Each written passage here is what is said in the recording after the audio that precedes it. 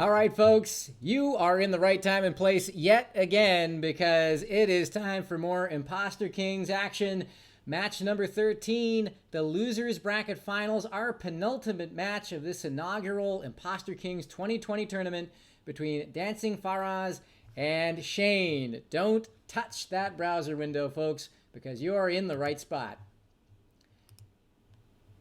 All right, hey, folks, it is I, Dan Koch, along with the inventor as well as co-broadcaster of Imposter Kings. That would be Sina Yeganeh. Sina, how are you doing this fine evening? I'm looking forward to some Imposter Kings tonight. I am too. I've been looking forward to this match all day. I said that there was real finals energy behind the match last night. Well, I feel like that finals energy has intensified because this actually is a finals, maybe not the finals, but it is the lower bracket finals. And it's an intense match between two intense competitors on who is going to punch their ticket to the finals tomorrow evening and who is going to have to content themselves with a bronze medal and the taste of what could have been. So, you feeling that energy, Sina? Are you excited for tonight? I am very excited. I am looking forward to seeing two of the most eccentric players of the tournament fighting each other. We'll see what kind of tricks they decide to pull out. That's right. There's going to be, I think, tricks is the right term. I think eccentric is the right term for both these competitors, which will make tonight very interesting. Before we dig in to our two competitors tonight, let's first establish for everyone once again how it is you play this great game of Imposter Kings. See everyone over on the how to play slides.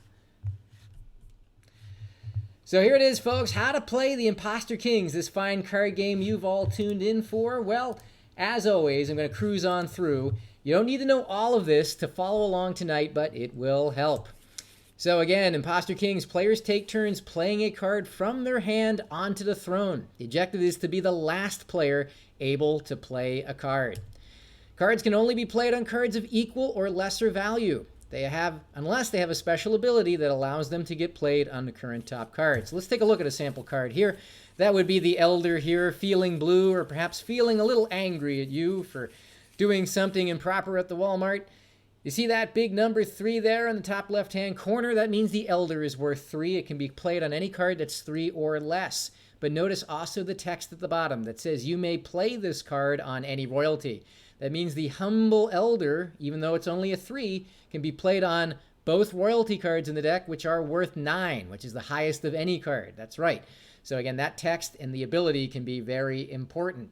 Speaking of the deck, there are 18 cards in the deck. It's the same 18 every time. The Elder we just saw is 2 of them. Each player is dealt 8 of those 18. The remaining 2 cards are burned. One face up, which both players see as not in either person's hand. One face down, meaning no one knows where that card might be. Information is the name of the game here in Imposter Kings. Each player also starts with a face-up king card. Prior to each hand, each player burns one of their 8 cards face down, and then selects one of the remaining cards as their successor, which they pull out of their hand and place face down next to their king. Speaking of the king card, there he is, again staring right to the bottom of you. The king is in front of both players. Each player can use their king once per hand, and doing so does 2 things. One is it flips and disgraces the card currently on the court. We'll mention what that does in a second. And the second is that successor card you picked at the start of the hand, you can then pull into your hand to play later on. Speaking of disgracing, a disgraced or face down card on the throne has a value of 1 and no special properties. So if a card gets disgraced, it goes from being something to effectively being nothing. Another card in the deck, 2 of the 18 are the Inquisitor. See that big number 4 in the top left-hand corner? That means the Inquisitor is a 4. Notice also the text. You may say a card name. Other players with that card in their hand must play one to their antechamber. What does that mean? Well, antechamber cards must be played next turn, regardless of whether it would otherwise be a valid play. Meaning, if you play an Inquisitor, you can guess a card in your opponent's hand, and if they have it, they must play it next turn. Thus, you both get information about what they have, and you can force their next play as well, which can really help you orchestrate a winning pattern for the hand. A couple of other cards to keep your eyes on out of those 18.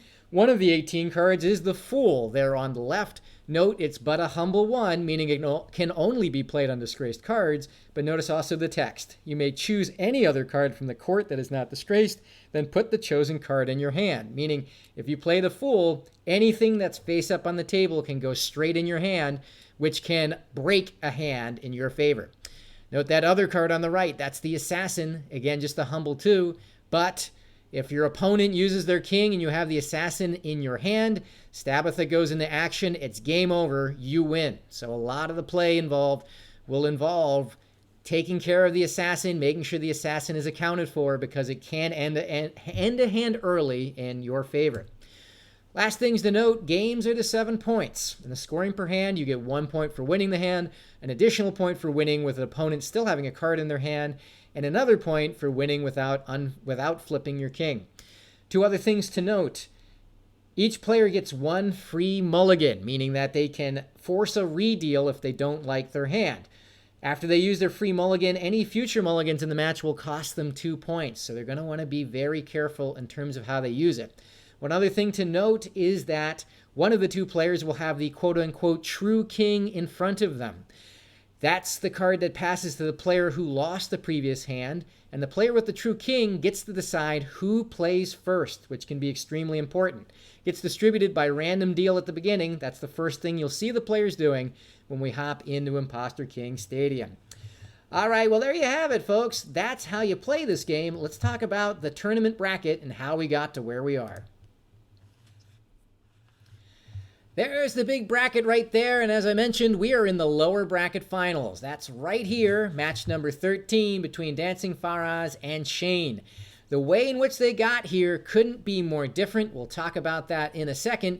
What I can say is the winner of this match is going to the finals, where they're going to be playing Mr. Rogers for all of the marbles to say that they are the very best Imposter King player in the land. For the player that loses, they're out. Of course, they do get to take solace in the fact that they finished 3rd. They've got the bronze medal, but again, that won't avoid them from having that taste of what could have been. So, Sina, jumping back into the broadcaster's booth here. Again, a lot to talk about these 2 players, about how they got to where they are, how that might influence the play tonight. Take us through it a little bit. Yeah, so DancingFaraz started up in the winner's bracket. He won most of his games until he hit Mr. Rogers. And as most players do when they hit Mr. Rogers, they lose, and they lose pretty hard. And so DancingFaraz is a little bit shaken after that 9-0 victory from Mr. Rogers. However, I know that he's been watching every single VOD up to this point, been analyzing Shane's game, even quotes it in his quote today, which I'll share in just a second, and is thirsty to gun for another rematch with Mr. Rogers. When asked what was his favorite moment of the tournament, his response was, DancingFaraz's favorite moment of the tournament so far was watching the rematch VOD between Shane and Juno Balls and hearing the commentators, Sina and Dan, I'm glad that he referenced us, referencing DancingFaraz's song to sing when he plays the Fool, Galantis, Only a Fool. The only issue was that he had the Fool against Mr. Rogers, but never really got to play it and never really got to sing the song. I'm hoping tonight he's going to feel a little bit more confident in himself and be able to play that card. On the other side here, we've got Shane. So Shane, the way he made it to the losers finals, he actually went through the losers bracket after choking to Juno Balls in the first round, going up 5-0 and then getting 7-5'd down to the losers bracket, where he's fought valiantly, almost choking a couple times, but defeating our protagonist of the entire tournament, Sasuke, making lots of enemies along the way. Finally got that rematch, that fated rematch yesterday against Juno Balls, where he was able to get through. And yeah, so Shane's his placement in the losers final here tonight causes concern for me as the game designer that it might be more luck than skill. But we'll see if he's able to get lucky tonight. Your thoughts, Dan? Well, you touch on a number of things. One is the momentum could not be more different tonight. So Shane, again, had that dramatic loss against Uniballs in the first round, and since then has scratched and clawed his way to the cusp of the finals, including an immaculate win against Uniballs, the 9-zip shutout, which shows that Shane is really coming in at the top of his game, because Uniballs played very well there, and Shane still got through in a convincing way. In the meanwhile, DancingFaraz again lost 9-zip to Mr. Rogers. We'll see if that has a confidence impact at all. You know, one player coming in with a ton of confidence, the other maybe having their confidence shaking a little bit. We'll see if that affects how aggressive they are in playing as we start tonight. It'll be interesting to see how that shakes out. One other thing I do want to note, we were talking with DancingFaraz before the match, and he pointed out two things. One is, as you mentioned, he has been studying Shane's every move in the tournament, watching every video, every moment to see what to expect. As we mentioned, that inch-thick dossier of study is all there. And then the other thing is he apparently has a splitting headache tonight. So he's playing through pain and adversity, and we'll see if that affects his play tonight as well. Yep, absolutely. So let's see what happens here. I think both the players are ready. So why don't we go into the stadium and see what's going on? All right, folks, we'll see you in Imposter King Stadium in just one moment. All right, the games begin. The players will now decide who gets the true king, or at least deal out who gets the true king, which means they'll be the player who decides who goes first in the first hand. Okay. Looks like Shane drew the short straw here and is all right. So I'm the true king. the imposter, Right. whereas DancingFaraz is the truth. I gotta say, dude, I really love your voice. By the way, it's so deep and soothing. Whenever I hear it, I'm just, and then, you know, when I saw your face for the first time, I was like, oh, cool. Oh, okay. But no room for pleasantries apparently in the Imposter King Stadium right now. All right. Well, that's all part of DancingFaraz's technique, is soften the opponent up with flattery. Too. I'm sure that works in the DJ world. It does. It definitely does. I used to DJ myself back when I was a younger man. Okay. Oh my goodness me. Back in Both players the talking. early 2000s. You could have sworn that this was actually a We do lot- casual game that LA two friends do a were lot of- playing, There were a lot of desert rather parties at the than, time. you know, I don't the know if losers we were final. Oh. Well, you know, Desert party.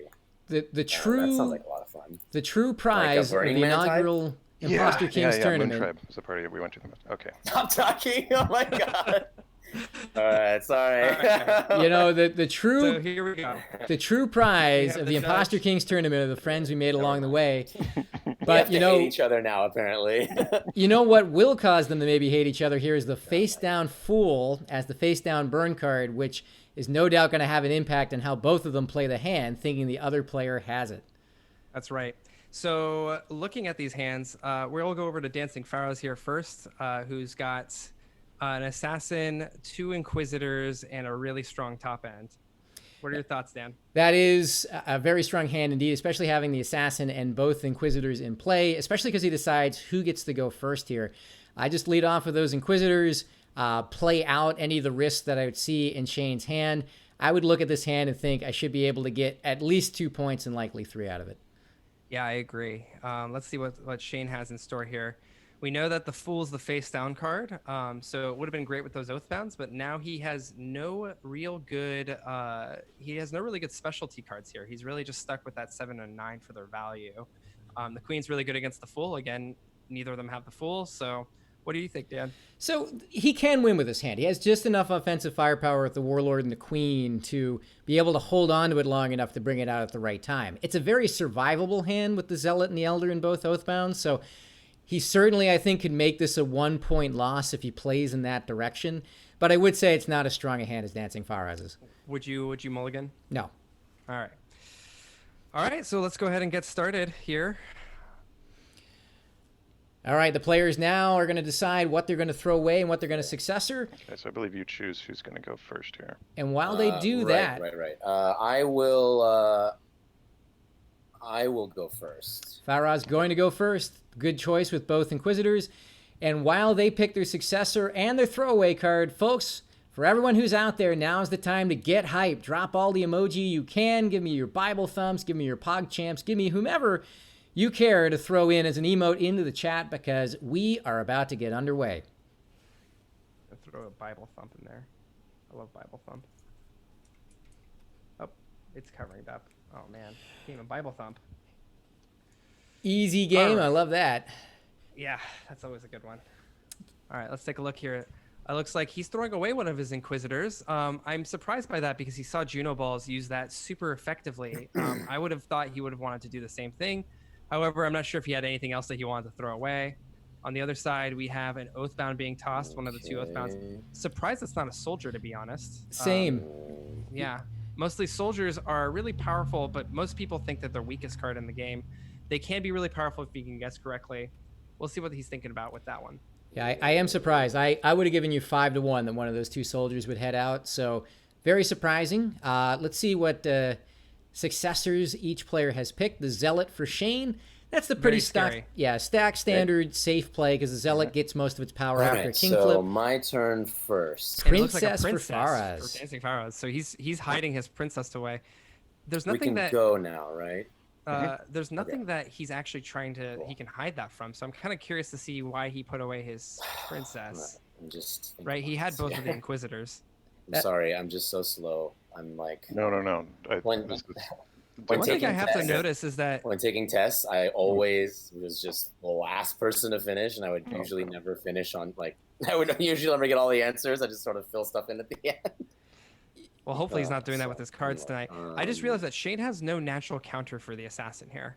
That's right. He doesn't. He does not. Maybe that's why he kept both soldiers, knowing a lot of Oathbound play would run his cards out quickly. Yeah, I'm pretty concerned with him about this hand. On the other side here, it's actually a blessing that that DancingFaraz put his princess away for Shane, because at Use least my now it's a 2-point Inquisitor, hand if he flips his king. and I will ask, do you have the queen? I do. Pulling the queen right away, perhaps setting up a mystic play. Awesome. It would be a good play. I mean, he has to drop his elder here or flip his king. Looks like he's thinking about the elder here. And for Shane, if I was Shane, I would immediately play my mystic here, knowing that he doesn't have the Oathbound full combo. You don't know he doesn't have the full, but you know he doesn't have the Oathbound. So Use my elder. this will be a 9 to And DancingFaraz the board if he does that. is yours. All right, I'm gonna play the trusty So that soldier, has to go with Okay. the soldier here. and It's not really going to matter for Shane whether this guess is right or not. do you have the mystic? I do have the mystic.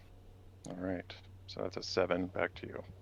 So the soldier becomes a 7, and he can disgrace up to 3 cards, aka remove them from the game up to the court. And he's deciding not to do that. He's deciding just to use it as a casual 7 here. Sensible play. Those are Definitely does not want to Right. disgrace the queen because of his warlord. Correct.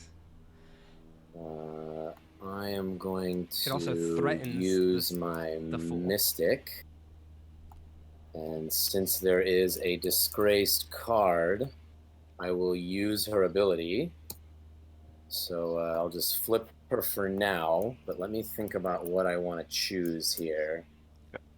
I think the best choice here is probably the 7s. I am going to Or the go 1, with... but I would have done 6s if I were him. We'll see if he chooses to. oh yeah, absolutely. That's what I meant instead of 1. I don't know why I said 1. 1 is an okay one, but the 6s will deny the combo if he thinks he has it. So the Mystic here will just essentially nullify one of the cards that he chooses. A number 1 through 8. Tough All of those decision cards here. will no longer have their Is abilities. it, is it Shane or Shame with an M? No, that was I forgot to change that back. That was a joke because I lost at Juno Balls. But now he's redeemed himself. So do you want me to It's call Shane you with an N. You can Okay, either way is fine. You want me to call you Shane or Shame? Shane with an N is good. Shane with an N. Okay. That's right. His avatar Um, is Shane from the movie Shane. So All right. I will say.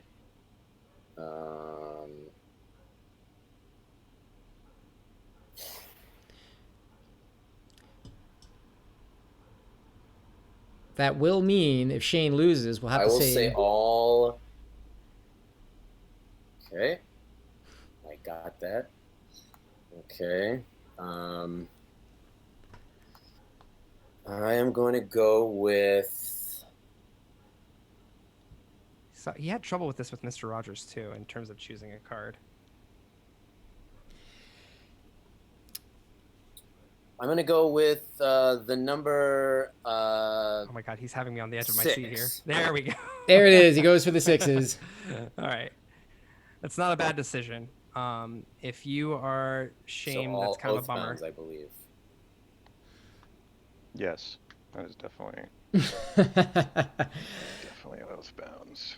Well, good thing he threw away one, but I still I don't see him getting out of this situation. He can still make it a 2-point hand, luckily, by What using do that I Warlord want to and do? forcing DancingFaraz to flip his king. That's right. Now, if DancingFaraz flips his king, oh, he has the princess still. I was gonna say he could be in trouble against that Warlord, but lucky for him, he does have that princess as his pocket card, and it'll probably allow him to guarantee a 2-point win. That's right. The just in looking at how the hands are laid out right now, the only way Shane could get 3-pointed here, because he will play the Warlord eventually, is if somehow that queen gets snatched out of the pile. The only way I see that happening is with a sentry play. Well, Sentry can't pick Play the royalties. soldier So down. Oh, that's right. only the Fool can Okay. do that, and the Fool, as we all know, is face down. And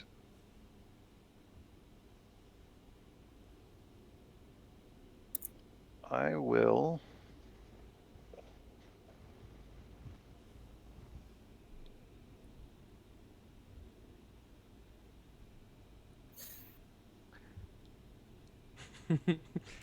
High tension. I wonder if he's guess going. that you have Wonder if he's going for the a king's safe hand. bet. You are correct. I So- do have the king's. So the soldier becomes a 7. He again has the option to disgrace 3 cards in the court. He definitely does not want to disgrace the queen. The other 2 doesn't matter that much. She might as well, though. Yep. You And we're can- going to see here what DancingFaraz is going to do. He can expend one of his 8s. He can certainly not going to swap anything, I don't think, with the Sentry. So I think he's just deciding whether he should flip his king now or whether he should just power through with double 8s. Yeah, you can. Oh, you know what? I never read what Shane's intro statement was. But one of the things he said is, just reading it now, it said his favorite moment was when watching Juno Balls throw away a hand he could have won by not recognizing that his Warlord was an 8 into a 9 right in the fields. And it could be the exact same situation here where hopefully he understands that concept because there is 2 8s from DancingFaraz. So uh-oh. Looks like he's playing hype music. Yeah, it sounds like DancingFaraz is trying to get himself hype, perhaps dancing along to some tunes he's playing where he is to help him with this decision here. Oh, I'm not disgracing, by the way. Oh, You're- okay. My bad. Your turn. I'm sorry. I didn't realize you were waiting. I'm like waiting. I'm like, I didn't want. My bad. Apologies. We are just a mess right now. I think the nervousness is hitting him okay. quite frankly again. Hopefully he can get this now it's my confident win turn. under his belt, and that'll help him with the future games. Yeah, you can definitely feel the tension on both sides, just in how weighted every play is, how carefully each player is weighing every move. Really indicates the pressure. Yeah, and music is literally like DancingFaraz's vape pen. When he's real stressed out, he'll play some music in his headphones, and as we just heard out loud, I think he's trying to get in the zone. I will. Ooh, he is rubbing his Polishing the his shine Play off of that my sentry. Sentry. Up. I hate this. Okay. Was that? Oh, is that God's hand over there? Yeah. Okay. All right.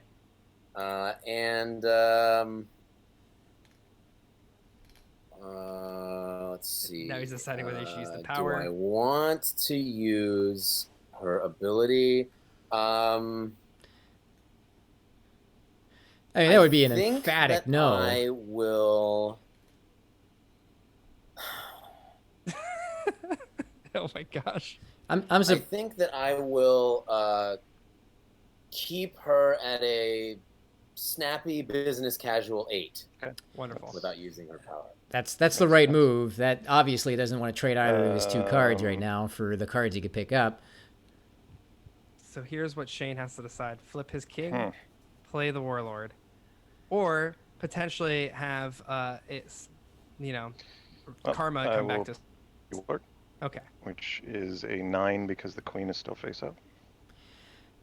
Now with the cards that yes, Shane has and left, 9. Now can I kings? I've already said no. I already told him no. I don't believe so because I'm not actually using an ability. That's just who Wait, she no. be. Oh, okay. I can't. Got it. you could literally hear Cannot in the do it. background the Got it, got it, Discord got it. noise of Sina Okay. letting Faraz know that's an invalid move. In that case, The imposter that is a caster is. 9 to So he's me. gonna have to flip his king here. Thank you for clarifying. Because it's not an ability. Interesting. Okay. Got it. So the king's hand, the way it Alright. works is it says if a player And, chooses to use an ability, then you can cancel it. But since it's not a choice with the warlord, it just inherently becomes that. It's not Okay. king's handable. Sina, have you ever seen the show Columbo? Sometimes. It's one of Shane's favorite things. In fact, he plays Hunt Showdown because he wants to be Columbo. Fascinating. It's really cool. Well, DancingFaraz, the way he plays Imposter Kings reminds me of Columbo a little bit because he always seems kind of like he vaguely doesn't know what he's doing or he's not really paying that much attention. And then he always makes the right move at the end of it. He very much embodies, I think, of what Detective Columbo does in a murder mystery.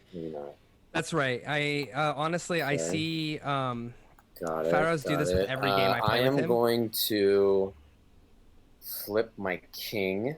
He does always seem to pretend like he doesn't know what's going on. Disgraces that. Thank you. And now the board is yours. I am going to. I must think. So Shane, that's I'm gonna important. play He, this Go straight to the Oathbound. 6 that is now a 3. And I mean, he really has Okay. Mystic. Okay. Okay. All right. He could have played the Elder and then hoped for like a princess swap, and then he can get rid of his useless Oathbound. Or he could play the Oathbound like he is now and hope that he plays the princess and he can just Elder out. Of course, him playing the king's hand right now would win him the game. And it looks like he's hovering over it. yeah, I mean, Shane has achieved the main objective he had, which is I'm going to play Get it down to 2 points. That's right. the king's hand as a casual 8. I'm going to YOLO. And this is where you'll And see the I assassination. am going to. Nice job. Thank you. I believe that's a 2-pointer for you. Yeah. That's Well, 2 there you go. points, all right. So 2 that points right off the What was our bat. burn? first hand goes to DancingFaraz. He takes the first one, a 2-point hand to go up 2 love. You know, I feel like that's a neutral ending. I think both players would look based off their starting hands and think that they didn't get cheated, but they didn't take advantage of the situation. Faraz had a shot at 3 points. He didn't get it. I think Shane look at that and think, that's about right for that hand. So again, big part of this game is not just winning or losing. It's minimizing your losses and maximizing your wins. And it starts 2-zip. Yeah, I think so. And we'll just have to see whether Shane, now that he has a true king, whether he's going to get a hand that he can maybe get 2 or potentially even 3 points. All right, the hands are out. Let's see what the burn cards are. All right. So we've got, looks like the face-up burn card here is the Fool. The face-down one is Soldier. Face down soldier usually means both hands are about as good as they would seem. Again, Faraz denied the ability to sing that Galantis song. In the meantime, let's look at Shane's hand since he now has the first player king. It's Assassin, Zealot, Elder, Inquisitor, Judge, Oathbound, Mystic, Queen. Similar hand to last time, at least in terms of numbers, except this time featuring the Assassin. got the assassin and the mystic. I think this is going to be, he's going to see that the fool is face up, so he knows that there's not going to be an oathbound fool combo. No eights, but if he can force that mystic, that's going to be real good. Especially what I would like to see from him is to go first, play the Inquisitor, get a high value card out like the Princess, and then oathbound into mystic on the eights, and it wipes it out, and there's no way that he can stop it. That's right. A mystic play on the eights. Definitely you're looking for that when you don't have either eight and you've got the mystic in your hand. Jumping across the table to Faraz's hand, King's Hand, Warlord, Sentry, Soldier, Oathbound, Inquisitor, Princess, and Elder. So a very strong top end. No specialty cards. It'd be interesting to see how he wants to play this. Yeah, and this is where I would want to put the Princess as a face down hideaway card for him, because this is dangerous, as I mentioned, for the combo that I just said on when we were talking about Shane's card. Pretty solid hand overall, though. It's going to come down to who's got better initiative at the beginning. So risky plays, plenty of risky plays that could happen. We'll see what happens actually when they get into it. All right, there you have it. We'll see who Shane wants to go first.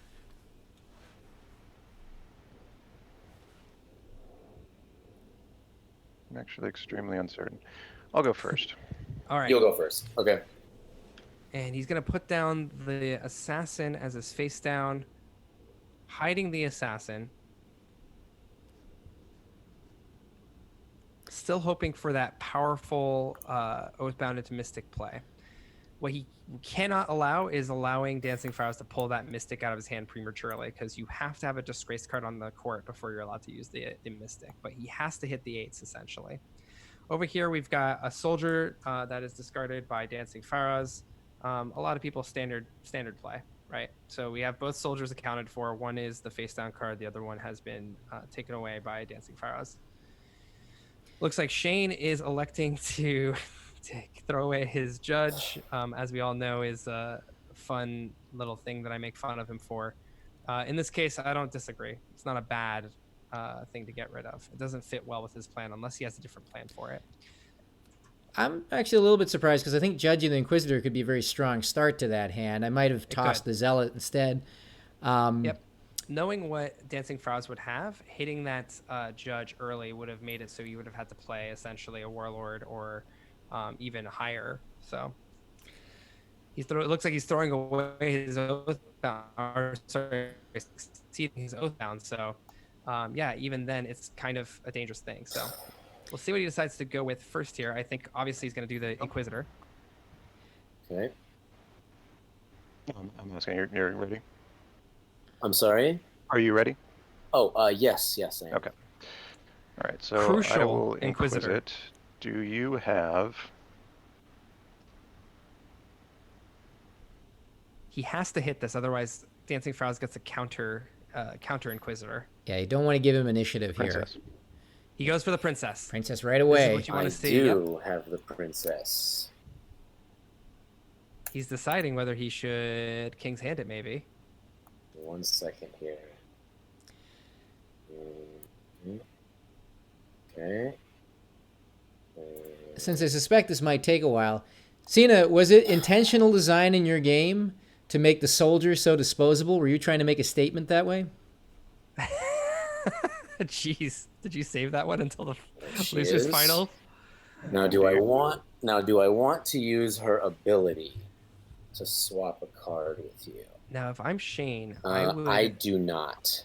Okay. Okay. I'm gonna go ahead and tilt his king here, letting people know that he went first. So here is where I would do that Oathbound into Mystic combo into eights. It'll be a really powerful hit. The only issue, and then next turn I would flip, and then I would probably have the game in the bag. Question is, it looks like Shane's debating whether he should flip early here. Maybe flip on that Princess so that way he saves his Oathbound. So I will... It looks like he was considering that. Yeah, I mean, you don't want to leave the Princess hanging around with the Warlord in your opponent's hand. It's true. The Oathbound will also disgrace it, so there's two ways to disgrace it here. That's right. That's why I think the Oathbound and the Mystic play could really work here as a nuclear bomb. Of course, I would suspect DancingFaraz would King's Hand. Well, he can. That's right. That's what the Oathbound does, is protects the Mystic from King's Handing. That's why I love it so much. He's up there. He goes. The Oathbound. He made a Disgrace decision. the Princess. And Oh, it looks I like will he play has the been listening Mystic to for my the value previous of VODs. 8. Oof. Right there, boom. All Devastating. right. So just to dissect that move, the Oathbound Oh my allows a goodness gracious. subsequent Got it. card to be That is correct, played. yeah. If it's played on a higher Okay. card, that allows him to play the Mystic. It also makes the follow-up card not King's Handable. Alrighty, Roo. So now both 8s in Faraz's hand, they can be played as 8s, but once they hit the table, they become 3s and they lose their special ability. So now both really don't have any offensive mojo to them. And Faraz's hand on the whole is short of offensive firepower at this point. Oh, yeah. This is really dangerous for him, especially if Shane can flip his king before him. I'd like to see DancingFaraz maybe hit an Inquisitor into a queen and then flipping his king. Trying to get out of the danger that he's in right now. The only issue is that he would either have to do a 50-50 guess on whether Shane is the type of person who puts away his assassin face down or whether it's in his hand. The Inquisitor can give him that information, but then he loses momentum. For example, if he decides to Inquisit and then says assassin, and then Shane's like, nope, and then he flips his king. It's always a bad feeling. That's right. Given Shane's hand right now, he's going to king flip regardless of what Faraz plays here, most likely. Right, exactly. Okay. Would you flip on a 3? Probably. Yeah, I mean, you just flip on anything at this point. You want to get that assassin in your hand.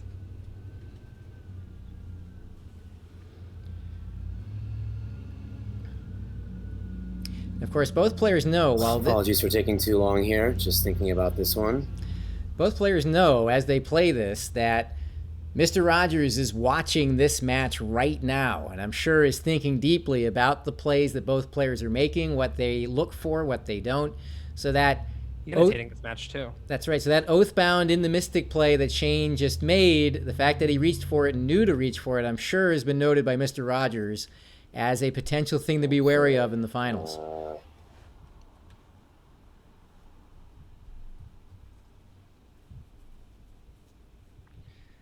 The thing he doesn't want to do here is play the king's hand. That is his protection against the assassin. Well, but it's not now. It's been mysticked. Oh no, I forgot. Yeah. Oof. It's so painful. Getting rid of both of your aids is really difficult. Oh, thinking about it. Now, neutered cards by the Mystic, there's still a value of 8 when they're being played. So you can play it on top of anything that's an 8 or lower. However, they become a 3 after being played. And I like how Mr. Rogers in the chat is giving a couple eyes. 4 eyes, as if implying that his eyes are everywhere. Maybe he has glasses. Shoot. In that case, I just said something cruel. All right. Apologize for that. Okay, just bite your lip and do it. I'm like totally freaking out right now. Let's. By my accounts, you're in pretty good position, so I wouldn't worry about it. So it's all right. I'm going to play By my accounts. the. well, you know, I'm going to play. All right. And so he The plays the sentry, 3, which is just the which is simple 3. Which is now a 3 That's correct. because of the Mystic. Yes. Now, if you're Shane, Okay. you're going to go for I the flip here, will right? No, he wants Play more. this Elder, which is a 3. It looks like he wants more. He's Well- trying to Okay. go for a 3-point victory thing, I think. I think that Shane is worried about the What Inquisitor. could he be worried about? I think he's worried about the Inquisitor. Okay. And he wants to keep that queen in his hand. As like a last case effort. Yeah, I I think mean, he's running out of cards here. DancingFaraz is doing the right thing by holding the Inquisitor. I will play.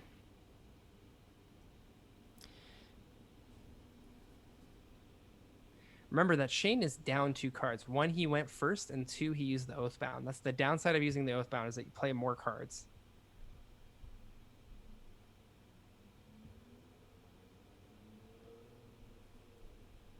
I will play. He's dumping his 8s, it looks like.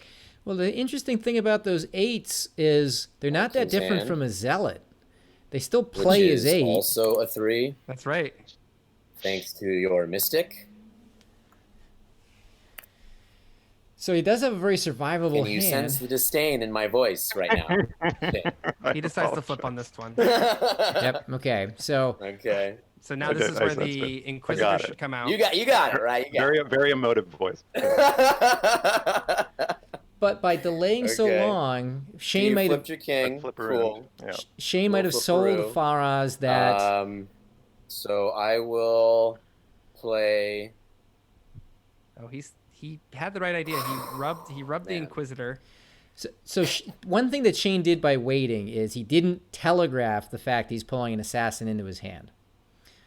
If he'd done it very early, that would have made it very clear, oh, I've got the assassin now. By waiting, it doesn't make it as obvious that that's what he's doing, which is probably part of the reason why Faraz is hesitating here. That's right. I mean, I'm going to flip my king immediately as soon as they do anything. And that telegraphs that I'm taking the assassin, essentially, being like, haha, I have the answer here. I think you're absolutely right here. Let me just take I'm a wondering look if it's here. intentional. Kind of forgetting what's happening. Okay. Usually it doesn't happen to me. Okay. So that Elder is a very important card for Faraz. If he burns that Elder, I will play my Inquisitor, and I will Inquisit if you have.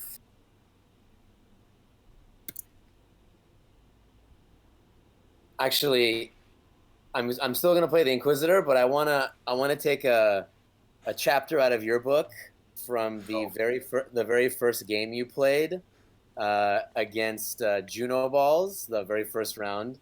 Have ye the assassin? I do. There it is. I don't even remember that first game. Oh my God. Wow. Oh, What God, a student. What a student of the game. It was very, very funny. Very, very funny. It was very, very funny. So fascinating. Faraz has paid so much attention to every previous player's VOD, and it's coming out. That knowledge is there. And that shows what deep studying can get you. So he pulls the assassin out. If you're Shane now, you have an easy path to a 1-point loss with those two cards. Right. Is there any way to get a different outcome here? I don't think so. I actually think since the queen is already gone, the queen is the top card. There's literally no he can't get away from at least making a 2-point hand. 1-point hand, DancingFaraz will have to flip his king. Depends on what he plays here, I believe. So if he plays the Elder, Shane can just play the queen and then he has to flip. If he plays the Warlord, Shane will have to play the queen. You get the Elder, you get the Zealot. He has to flip. Yeah, so it is a 1-point outcome at this point. Had to do the coming down to the wire here. Yeah, I mean, Will also. I will play. I like how he rubs which card he thinks he's going to play. It kind of gives us a little bit of an indication. It's kind of vaguely Gollum-ish, as if he's whispering "precious" in as he caresses the cards gently. I will play my Warlord, who is just a 7, since there are no royalty in the court right now. So I noticed Mr. Rogers taking notice of Faraz's encyclopedic knowledge of the previous games played. I'm sure he's thinking through about what maybe he's revealed in his previous hands as well. This is the right time to play I'll play the old Zealot here. Zealot here. Okay. So yeah, Now he either has to play or flip his king. It shouldn't matter. Yeah, this game, knowing what we Old know, this Zealot game's on indeed. autopilot. The outcome is foreordained. It's going to be a 1-point win for Faraz, but they don't know that yet. Yep.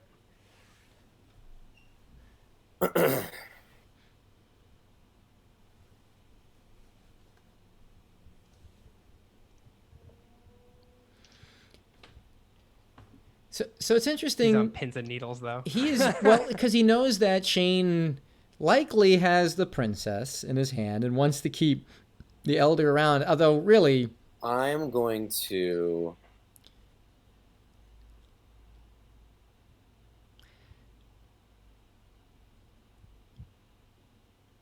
I mean, if I were him right now, I'd just play the Elder. King Flip can counter anything, but the Elder can only counter a royalty card.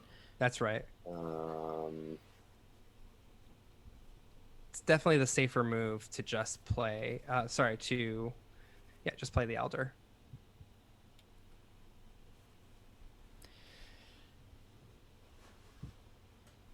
I think that I will now flip my king.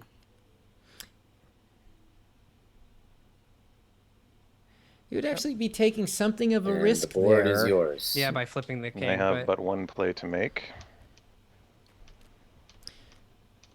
Okay. And I have also but one play to make. You actually Very had nice. 2 different plays to make there, but that's fine. Yeah. The outcome is the same. So that is a 1-point hand to me. Yep. Okay. All right. So there we have Well, it. there we have round 2. Second hand also goes to DancingFaraz, a 1-point victory, putting him up 3-love after 2 hands. Interesting stuff on that hand. Very tightly played. Could have gone either way over the course of that. What do you think, Sina? Yeah, I mean, I think Shane had the right idea. I think DancingFaraz played it correctly. And so kudos to him for being able to kind of dance around that. And yeah, I mean, that's kind of how the game goes, especially when there's no cards to really help you pick things back up. He neutered the 8s, but at the end of the day, he still kept it to a 1-point loss. So that's not too bad for Shane. We'll see what he does next. So That's right. Here we go. We'll see if he gets more firepower in this hand. Out come the deals. Looks like he did. And let's see what the burn cards are. all right. So we've got the Warlord as the face-up burn card. And we've got the Oathbound as a face-down one. Interesting. So let's go ahead and glide on over here to Shane's hand. We've got some high-level cards here. We've got 2 9s, 2 8s, a couple 3s. He knows that one of the 3s is in his hand. He's got the Fool, and he's got the Inquisitor here. That's right. Good top-end firepower, both royalty cards and 1 Elder, and one of the Oathbounds being the face-down burn card makes this a very potent hand indeed. But he has to be careful of the same play that was just used against him in the last hand, which is the Oathbound into Mystic combo. With the Fool there, he's got nice back protection. That's going to be very playable. And that's the Mystic Oathbound combo you're talking about right there on the left side of DancingFaraz's hand. All 3 5s, a 3, a 4, and he's got the Assassin. Not a bad hand, but definitely one where he needs kind of the initiative to kind of get the ball rolling, get that Judge Soldier, forcing either flip his king with the Assassin in hand or play some of his higher value cards. Yeah, I'll have to admit, this is a hand I would actually consider mulliganing if I drew. Really? Because after you use the Oathbound Mystic combo, your only path to victory is the Assassin, and I just don't think that there's enough to be able to hold on to the Assassin, especially your opponent having the King's hand. I would feel like this is a very likely loss. But well, I certainly would think that he would need to get that King's hand out of his opponent's hand, but otherwise, I think that he can handle this. We'll see if he decides to mulligan it or play it. All right, let's see what happens. And we'll see, A, if he does want to play that, and B, who Shane wants going first. Shane, who would you like to go first? I'm pondering. I think Shane should certainly go first here. Especially if he can pull out the Mystic. I will have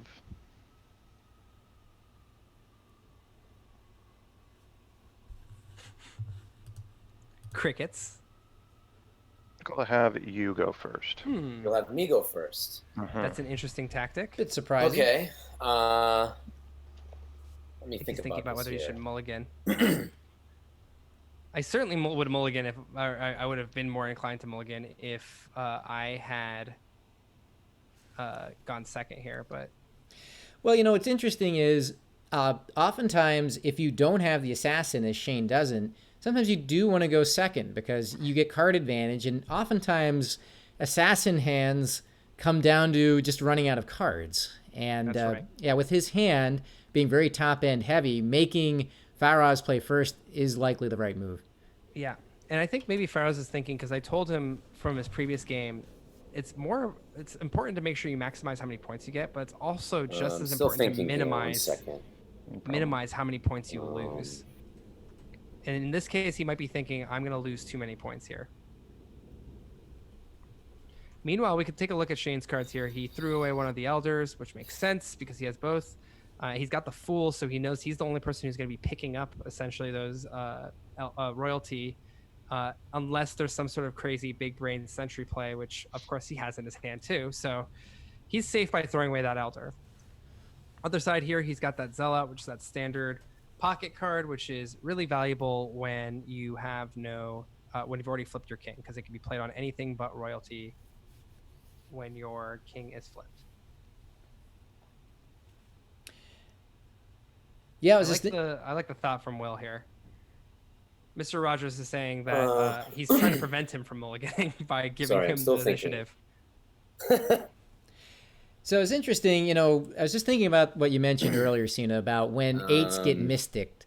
They are almost identical in those cases to a zealot, because a zealot, after a king flip, allows you to play on any card that's not royalty and is a 3. That's the same as an 8 that's been mysticked. It can be played on any card that's not royalty, and it's a 3 after you play it.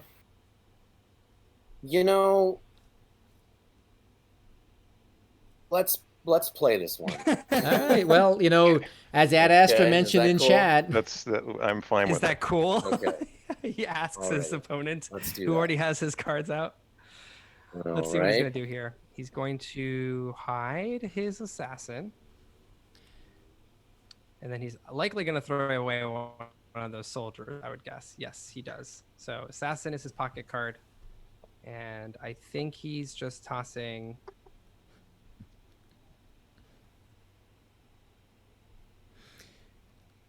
Yep, one of the soldiers goes out. Sam in the chat makes an interesting point. Shane has pointed out that he's at his sharpest in the first hour, and Faraz, with his deliberate play, might be intentionally drawing things out to try to gain a mental advantage. Let's try to have some fun here, huh? He's not playing super. Yeah. He's lost 3 points so far. Let's try. Just a little bit. Maybe it's the reverse this time. Not too much. Okay. Would you set the judge here? If I was him, absolutely. Yeah, definitely judging the Inquisitor. You want to keep the clock running. He's like a magician. For my first card. And he's caressing that go judge. With oh yeah, the famous DancingFaraz caress. The judge. Okay. Which I believe is your favorite card, if I'm not mistaken. It is an exceptional card that I refuse to play. Okay. All right. Sounds good. Do you have...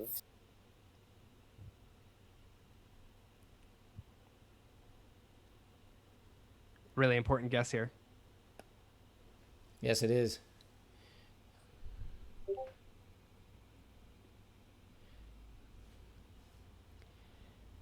I would go safe. Are we supposed to address that? What's going on?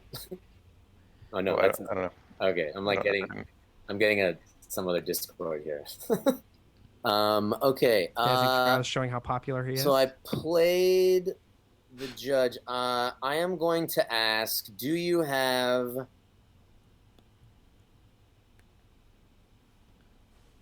the King's Hand? I do. You do. Okay. Standard safe guess.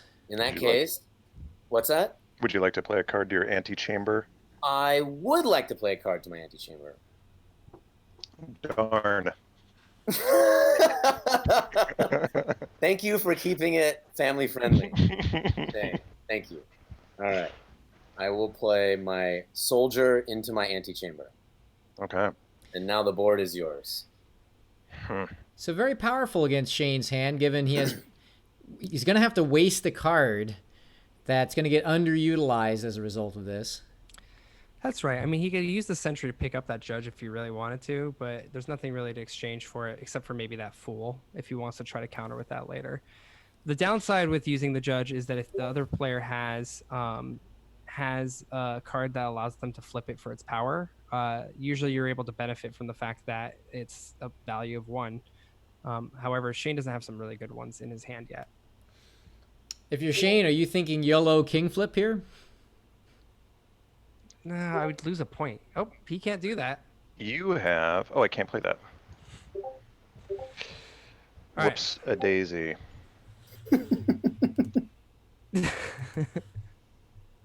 So, were you just about to ask me a question? I was, and I wish that I had, and then you had answered it. But you didn't. You haven't even played a card yet. You're asking me a question. You played a card yet? Oh, you didn't see the huge glaring error I just made.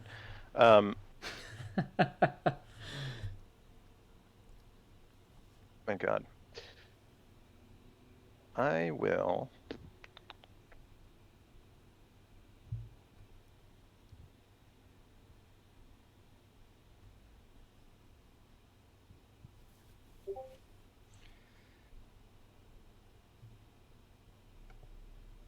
Flip my king. So he does do the king flip. Okay. There is the YOLO king flip. Wow. That was So not as I YOLO have as to play the before because soldier? he's got the king's hand, Alright. so you could have always blocked it with the king's hand. I will play the soldier. But now he's just definitely avoided having to deal with And I will ask. assassin. I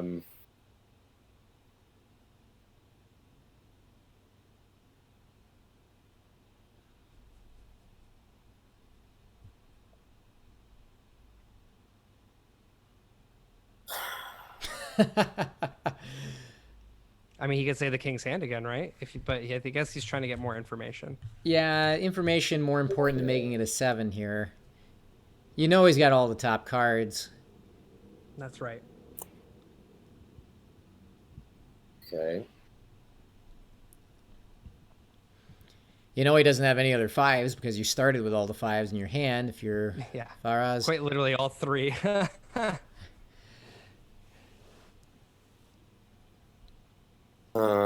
Do you have?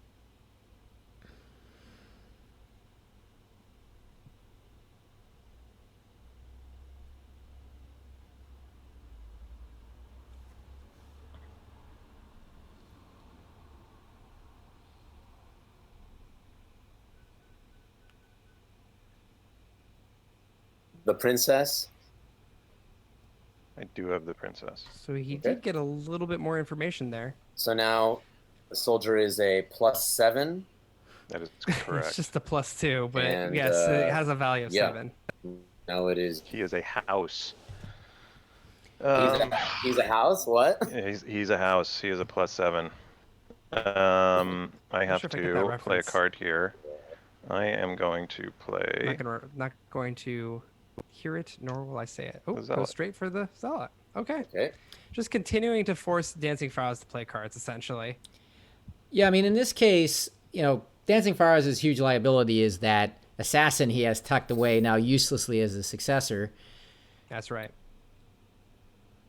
If I'm thinking through what he's got, again, at this point, you know, winning it would be exceptionally difficult because he has no offense and he doesn't have card advantage either. Yeah. I mean, at this point, Shane could just drop both 8s. And we've got one Oathbound in his hand that he can use, and the other one is tucked safely, I believe, away at the top here. Go ahead and do a quick Right. check again. So we got the Oathbound, got the Soldier, got the Elder, Assassin's face down, and then there's nothing on that side. So That's right. Winning I think is beyond Faraz's grasp. Right now, it's just could he somehow wriggle out of a 2-point loss into a 1-point loss, and it's going to require, I think, This is interesting. some exceptional luck. And so Ad Astra's asking, did Shane do a bold king flip without knowing the assassin was in the successor? That's correct, yes. Shane, as his first play against the leadoff judge, did the YOLO king flip and set himself up very well as a result of that to get a 2-point win here. Okay, I will play my Inquisitor. And Yeah.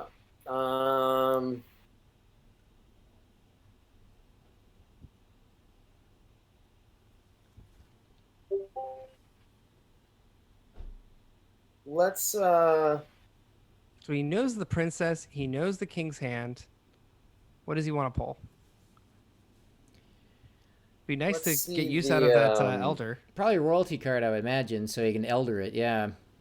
Maybe I would maybe even go with the queen. That way I can. let's see that princess of yours. The biggest issue is now he's giving fool fodder, as I like to call it, for Shane.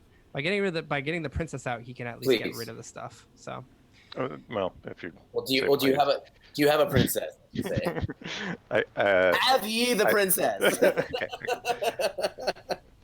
A moment to ruminate. thinking whether you should king's hand that. I don't see why. I mean, Just play it. That's not a big deal Yeah, for right. you. All right. You just I gotta have be the worried princess. about essentially trying to make sure he doesn't You get got me. more than a 2-point hand, or doesn't. Sorry, get a 1-point Okay. hand. so princess comes out, drops a big 9. Faraz In that case, has 3 possible moves on that. He can Oathbound, Elder, or King Flip. Yep. Mm, In this case, is it worth doing the Oathbound into the Mystic, kind of like what Shane did the other time? To try the say 8s. so. I think that it would be a pretty good maneuver here to get those 8s out of the way.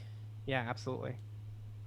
But I think he's Okay. caressing the sweet, sweet hair of the elder here. She's very old, folks. According to the lore, you don't age past the age of 60 and you're immortal. But she's seen some stuff. all Hence right. the reason why she looks I so will. crazy. Hence the reason why she's called I an will elder. play my elder.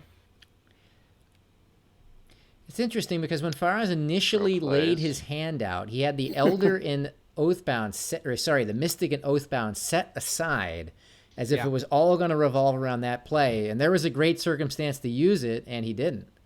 Yeah, I mean, now Shane has to attack with that Inquisitor. This is the time. And he should hit an I will Oathbound, I think. inquisit. Do you have the Oathbound? There we go. There it is. Immaculately played, as we used to say about Juno Balls. I do have the Oathbound. So I will put down. He's showing My us the audience. It's interesting that he chooses to play the Oathbound. I think if he's ever going to use that Mystic, he had to use it then. Now Shane can just bludgeon him with all of the 8s that he should have been able to negate with that Mystic, I think. Yep, that's right. Who knows what would have happened, but I think this is going to be pretty painful for him now.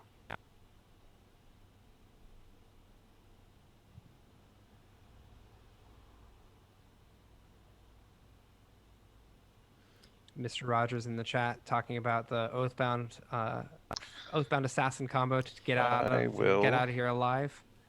That's right. Really, Play this beauty as a straight 8. Yep. He should realize Okay. he's already played the Zealot.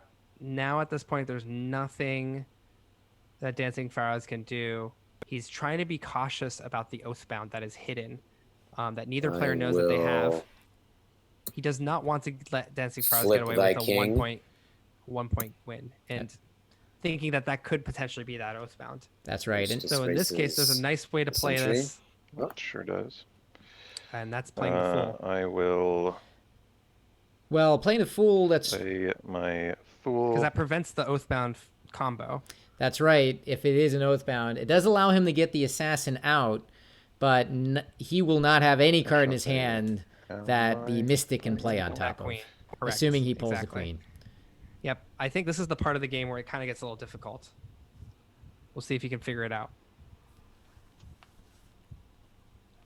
Yeah, chances are, whenever you see a player check their own I'm gonna play my discard, it's fool. because they're counting cards Okay. to see what their opponent And has. I will screw up the entire stack here. Apologies. That's okay. Take the princess back. Cool. So yeah, there is no way out now at this point. I will play. Yep, no way out. As long as, yeah, actually, literally no way out. You're right. Yeah, this is now a dummy-proof hand. No. There is some dumminess. He could play the stick and use his ability, and Shane can use the king's hand against it, and then he can play the assassin. There's the puzzle.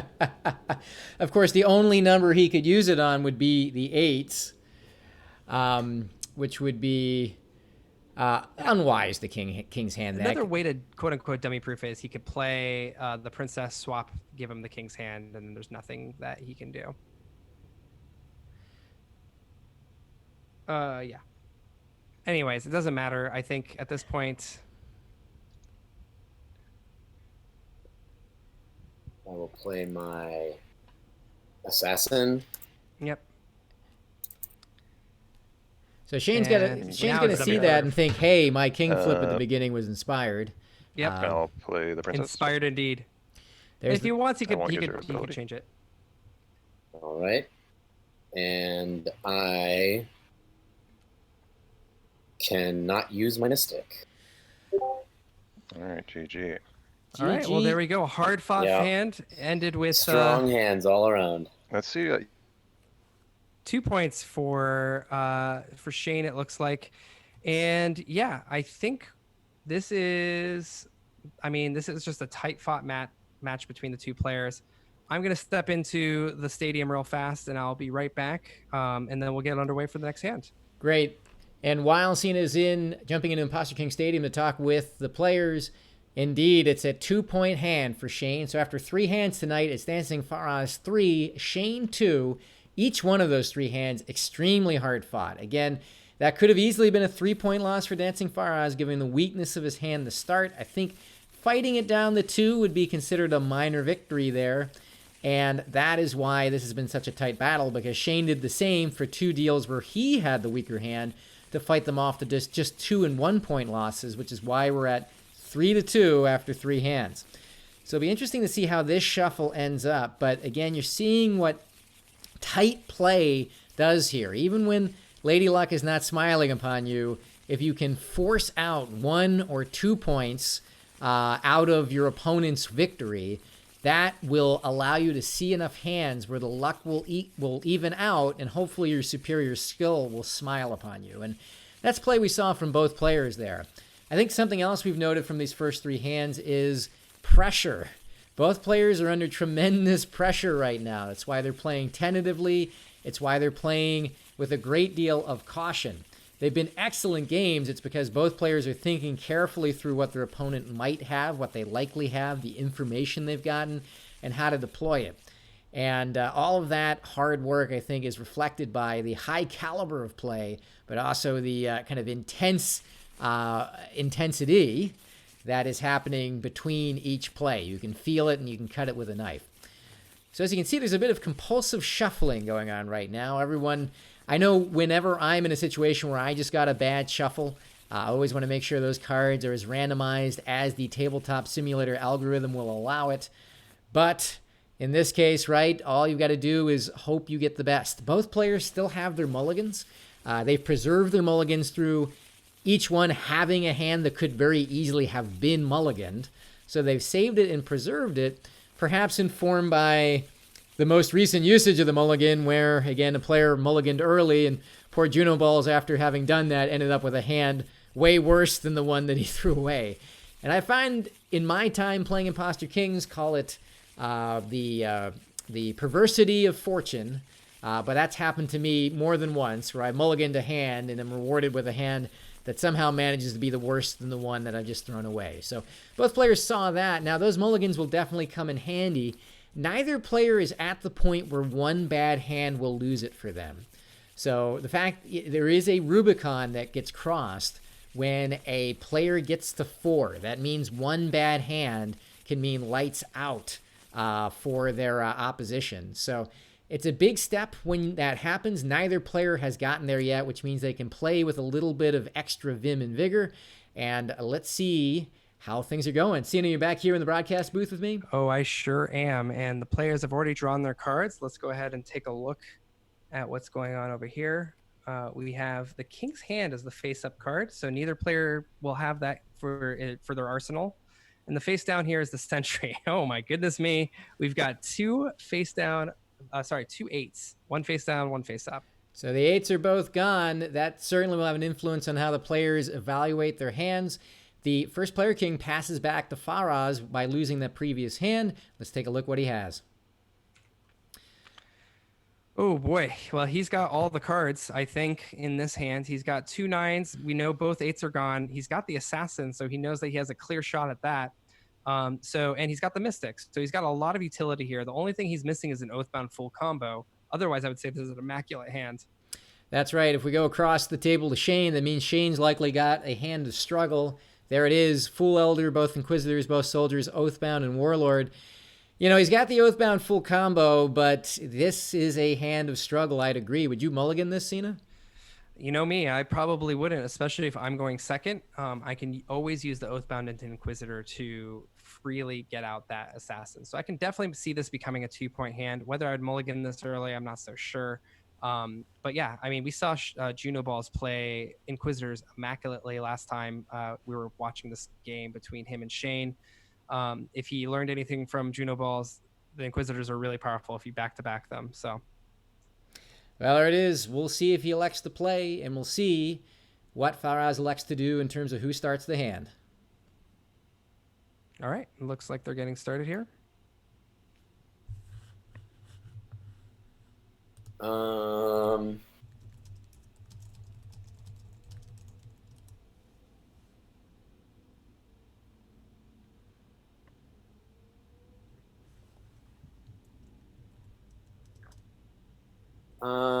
I'm gonna let you go first. Oops. Oops. This is going to be really good for Shane. Okay. He's going to Did want to you go mull first yet? here. I have not mulliganed yet. Okay. Shane trying to talk Faraz into mulliganing his hand. You think that was the tactic? I think maybe I he's need thinking to whether he think should for a mulligan. quick second. Yeah, absolutely. He's Yeah, doing the thought, yeah. yeah I'm I sure. think it's pretty clear to your opponent when you're sitting there staring at your hand. Yeah, it'd be interesting to see how he wants to go. Going first, definitely to his advantage here, no doubt about that. Actually, this is a hand that could really use the judge. It's a shame it doesn't have it because, again, you want to stretch the clock in scenarios like this. Yeah, all of the cards that he would have wished to have in his hand actually are still in DancingFaraz's hand. Not only does he have numbers, but he has like a lot of the survivable cards. So he's deciding to play this. I'm not too disappointed with that decision. There's just so much he has to climb up. So I do think that was it's beneficial for Shane to go first, though. We'll see what he decides to do. Do you start off with an Inquisitor into the Assassin? I think I would, yeah. Really? I think I would go for that, and I mean that's basically you're going for broke at that point. And then you can flip early if you get a no. Well, I mean, the way I would figure it is if I guess right, then I'm guaranteeing likely getting 2 points or only losing by 2. And if I guess wrong, then I'm going to need to lose by 2 because he has to get his Assassin out. So looks like the throwaway card. Faraz, of course, tossed his Elder away since he has both royalty cards. And it looks like Shane tossed away one of his soldiers.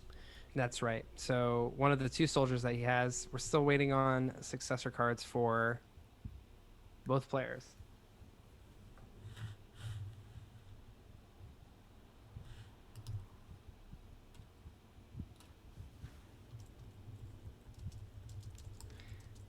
This is really arguably one of the most important parts of the game.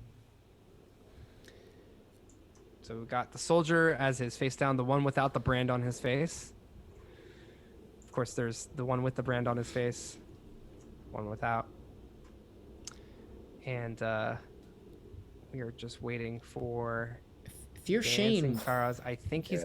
what do you? that? If you're Shane, what do you successor It's a here? tough one here. Oh, Shane successor, the soldier. We're looking Or at sorry, I mean, Faraz. I apologize for that. I mean, if you're Shane, what do you start with? Which card do you lean off with the Inquisitor, and then what do you Inquisit?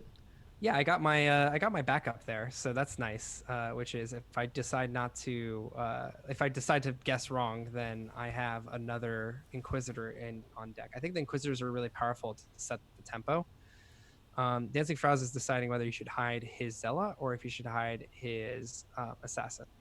It'd be interesting. I mean, one way to start this hand, if you're Shane, Shoot. is Inquisit the Princess, Um, Elder it, hope that Faraz steps into playing something high again, and then try to use the Oathbound full combo to pull it. That would seem to be one way to make this hand manageable. Yep, and it looks like he elected to throw the Zealot away. Or sorry, not okay. throw away. Success it. So So Shane's ready to Ready? go. I am ready. Okay. I'm going to Inquisit. Do you have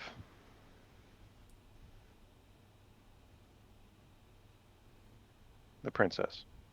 Goes for the princess. I do have the princess. Okay, so that's his tactic there. No And he's thoughts. still got the full Eerily similar Oathbound to the last game. combo. So So now he can't play the full Oathbound combo yet because the Oathbound will. I will choose.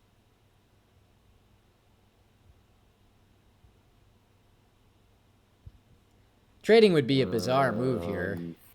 it would actually be beneficial for him, but it just, yeah, you're right. It is bizarre. Because, like, what are you going to give up as Shane? That's true, but what would you give up as Faraz?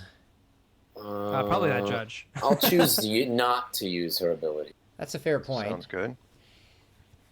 I'm just going to play my... So The now he's got crone, a powerful the elder. warlord. He's got the Trusty old Oathbound full elder. combo, and he's still got an Inquisitor for that assassin. He's looking not too bad here. He just has to be really careful. One down, 27 more. Permutations to go. Yeah, right. So Johnny Go saying, go ahead and play that judge now. I would tend to agree with him. Okay. You can use it for information, or you could just use it as just a 5. I mean, that's pressure. Issue is that the warlord is still a threat. Can be easily parried by the Oathbound, the Queen, or a King flip. But if you flip your King at any time, I think that Shane has a choice between either using the Inquisitor to get out the Assassin or use the Fool to pick up anything. The Queen, Okay. of course, will get rid of all of the cards that are on the board right now. So actually, the Queen's not a bad play either in my book. It'll force Shane to have to flip his King or just use the Oathbound full combo just for the Oathbound, which is kind of bad. Shane needs to get that princess as soon as possible.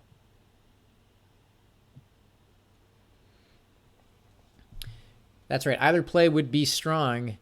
The powerful thing about the judge is the only thing that Shane could do on top of it is either just play a straight Oathbound, which burns up perhaps the most important card in his hand to achieve some sort of success, or to burn his warlord to little effect.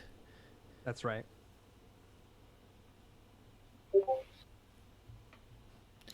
See that Alrighty. sound in the background? That's Things a are getting time serious warning. now. I mean, they were before, but it's like a lot more serious, I guess. So the players are on a clock. That is Yeah. important to note. And if they do sometimes take too long for plays, it could result in penalty points. Faraz has been receiving a number of time warnings along the way, and is starting to get to the point where it may begin to edge into penalty point territory. That's right. Oh, geez. Okay. This is not getting very fun, is it? Yeah. So let's go with the judge.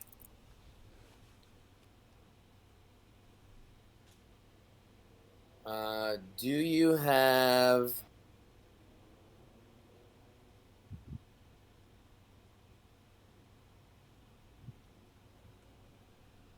Do you have a soldier? Oh, I do not. You Unfortunate. do not have a soldier. Okay. So that is just a casual 5. Okay. What do you do here as Shane? I mean, that judge is kind of painful. He goes straight. I'll, Okay. Go straight for the Play warlord. the old warlord here. that's right. You do want to tee up. You want to Okay. keep your Oathbound. So she's a 9. Yep. And this is exactly where you play Alrighty. that queen. because again, it gets rid of that Oathbound full combo so effectively.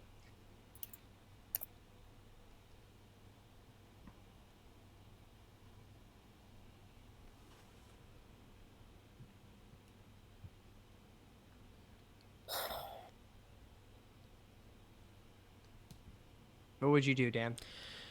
Yeah, I think here I would be studying to say, are the elders accounted for or not? And they are, because I burned the other elder and the second elder was played. Knowing that's the case, the queen is a very safe play. It would invalidate everything. There's no cheap elder way out. He's either got to flip his king or burn an Oathbound for no good reason. Yeah, you don't want to burn the Oathbound, but maybe he's trying to set it up for that 6-7 play. And I mean, if he knocks out the Oathbound, that's pretty good. If he knocks out an Inquisitor, that would be immaculate. We'll see what he decides to do here. Yeah, and also if DancingFaraz doesn't realize that Shane does not have the other 8. So he goes for the Oathbound. All right, here it is. I will use the Oathbound's ability. Would have liked to see the queen here, but And goes with the Oathbound. I will what is he gonna do bring next? out.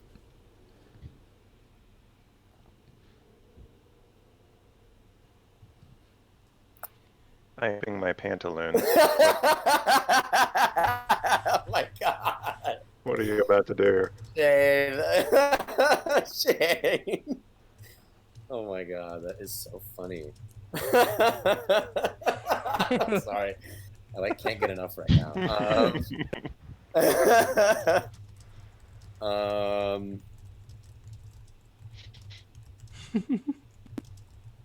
Yeah. In that case, I'm going to, since you've given me the knowledge of the imminent poop that's about to it's about to come out. God, what is coming? Oh my god. Okay. I am going to play my Mystic. Oh, oh, oh. Good card, I always say. Yeah. Big fan of the Mystic. I think both of us are. Yeah. Yeah.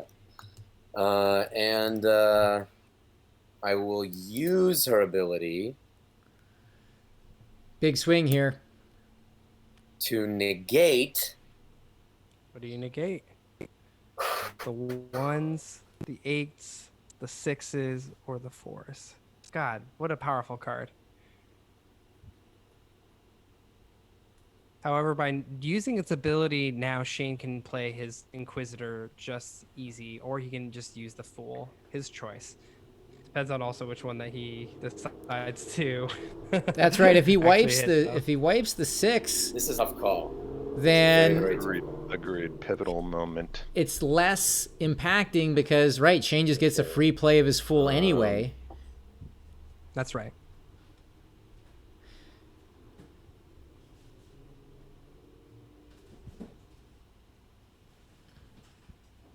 Although Shane may look at that and say, here's an opportunity to get my Inquisitor out to hit the assassin that might still be lurking. Wait, hold on. I gotta read That's this.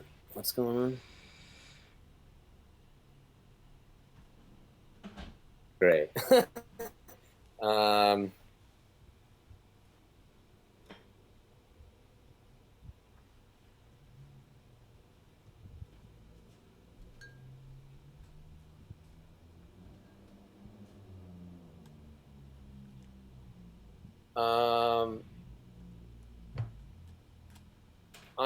I'm gonna say the number 1. All right. Hits the so he goes Fool. for that All right. Fool. Yeah. So now Shane's got a decision. Should he Inquisit and try to bring something out, or should he just play the Fool and his one opportunity he's going to get to play it? Well, he's still got to wait for DancingFaraz's king flip. I really would have liked him to play the Inquisitor there for the assassin, just to be sure. I think he's trying to get DancingFaraz to flip his king. It's not terrible now, because now what he's going to do is force So that's DancingFaraz useless, to play. essentially. yeah, DancingFaraz is now actually in trouble a little bit. Not trouble, but just he's going to have issues with being able to play a card here. He wants to keep the assassin. He wants to keep his queen. He doesn't want to flip because then that gives Shane another opportunity for an Inquisit.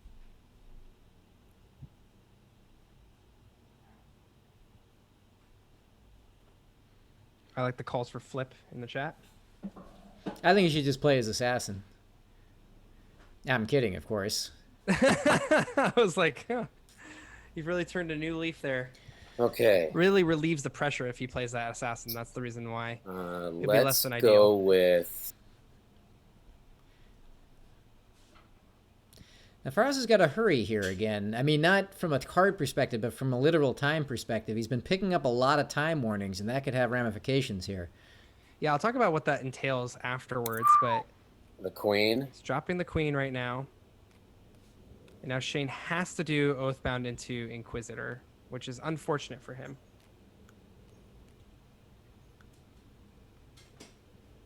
Yas Queen, as she's sometimes referred to. Oh my- the queen. Oh my god. So he has two Shane, choices. You are He can giving me either pearls do right now. Oathbound into Inquisitor, or he can flip his king. Thinking. So, yeah, that's the big decision. Thinking. Is Oathbound in the Inquisitor. Basically, he's got to decide whether Faraz has the assassin in his hand or not right now. That's right. I think he has to do the Oathbound into Inquisitor, which is unfortunate because it loses. I think Faraz used that earlier.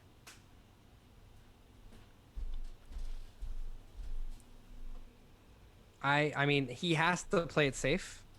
He's worried that the face down card might be the assassin too. But you would have had to think he would have done something already if that was the face down. So it's not as easy as it seems up here. So.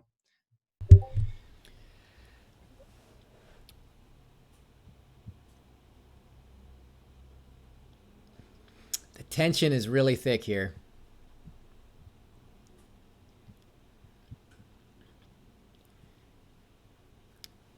Because again, Shane's trying to figure out exactly what DancingFaraz has. If it's the assassin, there's one good play. If it's something else, there's another. He goes for the safe play here, or I guess in our I'll minds play the the safe. Oathbound and Disgrace, and I will play this Inquisitor. Okay. And I'll ask if you have the Sentry. Interesting. So he goes for the I sentry do not play. Oh, no. have the sentry. Your go. Okay.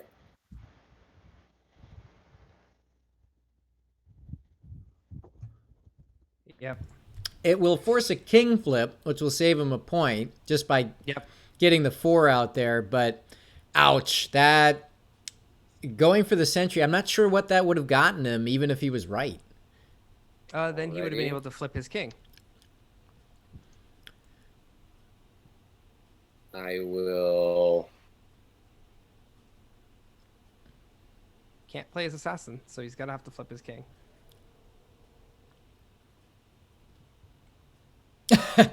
Johnny Go pointing out that, right, there's nothing for DancingFaraz to think about here. There's only one valid move he can do, which is to flip his king.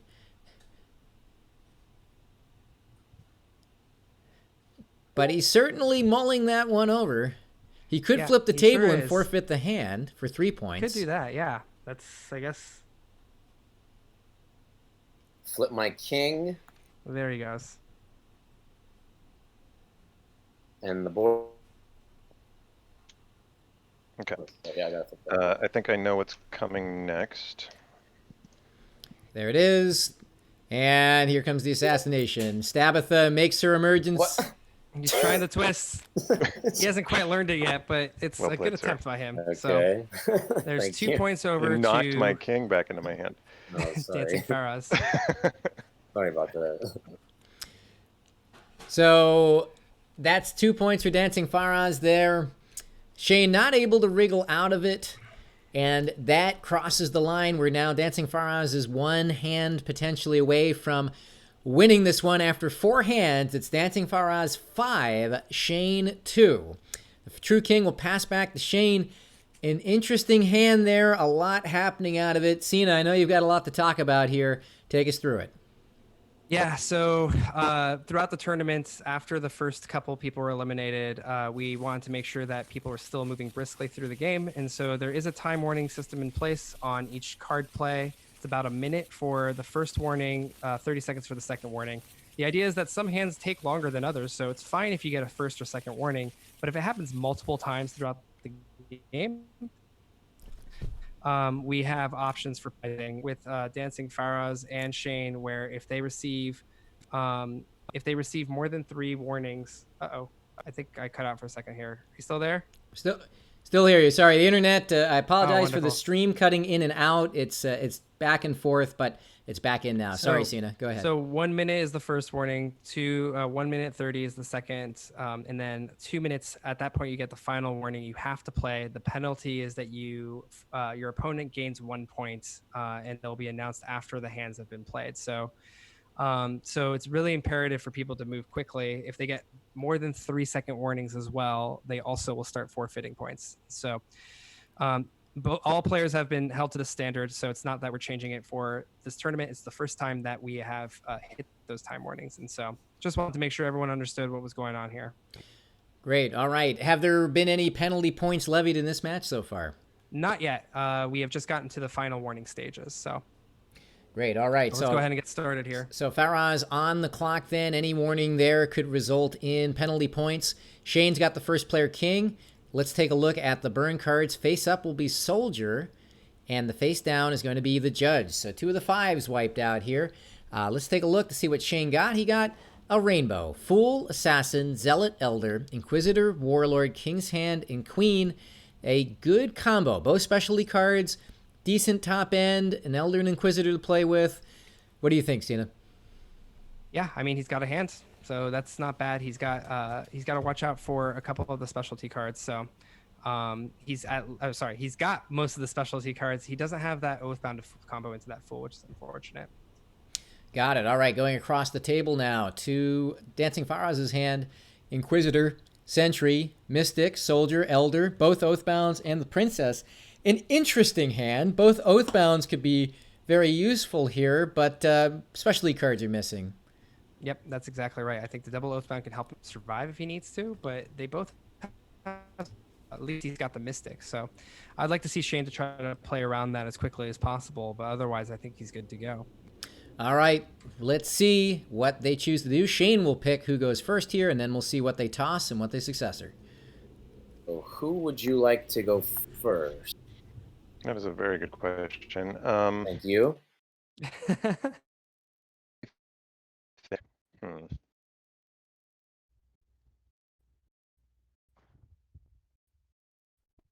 I think I'm good with you going first. You want me to go first? Mm-hmm. Interesting, Okay. tossing it over that way. Sounds Kind good. of precarious as well, since he only like being 7, 8, 9. I'm not sure how I feel about that. Looks like he's going to keep the assassin in his hand, but he's gonna discard that Fool. Something that Johnny Go loves, something that really brings anger to me, because Fool is a really good card to just have as don't use your Mystic against me because I can use the Fool. The other side of the story, however, is that the other way you can also get the Fool play is if he flips his king, and if his opponent flips his king, he's got that assassin. So That's right. Yeah, in a case like this, with his hand being strong enough without it, tossing the Fool seems like a pretty sensible play. And then across the way, we've got Faraz, who will be going first, thinking very carefully about what he wants to keep and chuck. So he's got soldier. So both soldiers are gone. We've got the Fool on the other side. One of the soldiers being a face-up soldier. So all the 5s are actually gone from this game. No mid-tier cards right now. The one, the judge, being face down.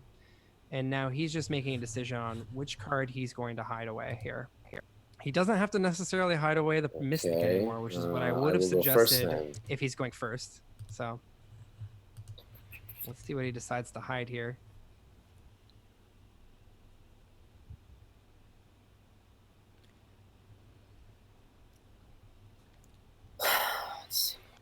Well, while he's making that decision, it looks like Shane's got a lot of fans coming out to support him tonight. Fans he's from gonna need it. his entire history. All right. It looks like he decided to put an Oathbound Okay, down. so as it's his my turn throwaway. first. The one with the eyes covered, by the way, he decided. He likes the mouth and the ears, but not the eyes. Well, see no evil. Again, maybe a little risky given the assassin out there lurking, but we'll see. And going first, Shane's taking a risk that he'll inquisit Okay, out that Inquisitor. assassin right now. Do you have... I hope he does. I mean, no one's respecting the assassin in the hand. Shane's taking kind of a risk with that one.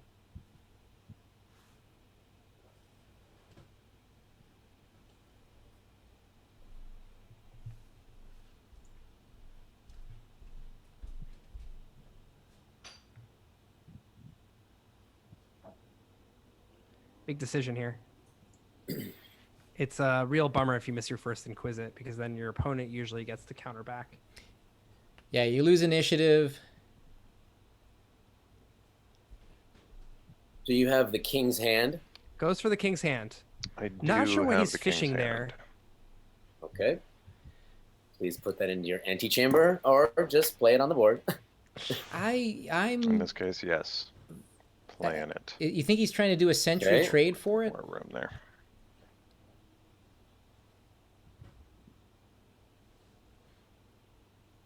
So now what? Yeah, I think what he's going to do is do a sentry trade. Oh yeah, of course. But what do you trade for it? The Oathbound? I think Oathbound maybe probably wants to keep his elder around, but he doesn't need to. That's right. Okay.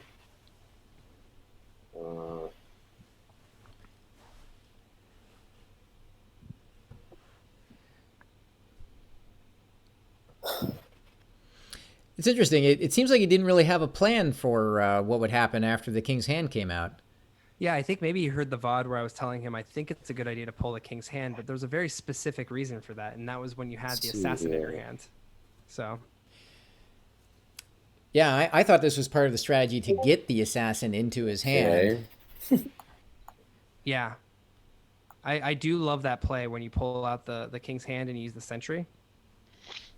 And again, he's got to watch time here. He's already into the first warning, and having exhausted all of his kind of time alerts up to this point, this could cost him a point if he doesn't make a play here in 45 seconds. Right you are. Oh, man. It's a tough one. Let's see. How about...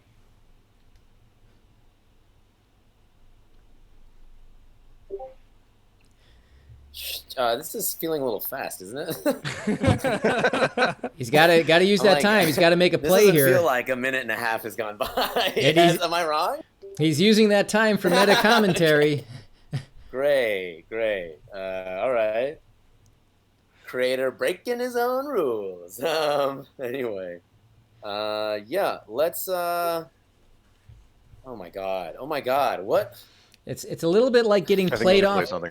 It's a little bit Huh? like getting played off think the you should play stage at the something. Academy All right. Awards. I will play my Oathbound. Yes. Okay. Jesus. That disgraces this. Yeah. And And another card on top. yeah.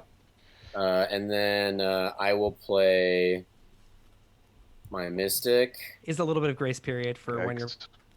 playing something. So it looks like he's playing the Mystic. Irony. And what is he going to use it on? I'm yikesing, just yikesing. Oh, you're just yikesing. Okay.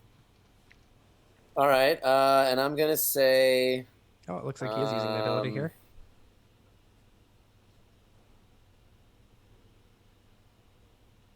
I'm gonna say the number 2. Okay. Okay, goes after the So assassin. Assassin. And that makes sense why he then Very pulled the good. King's Hand.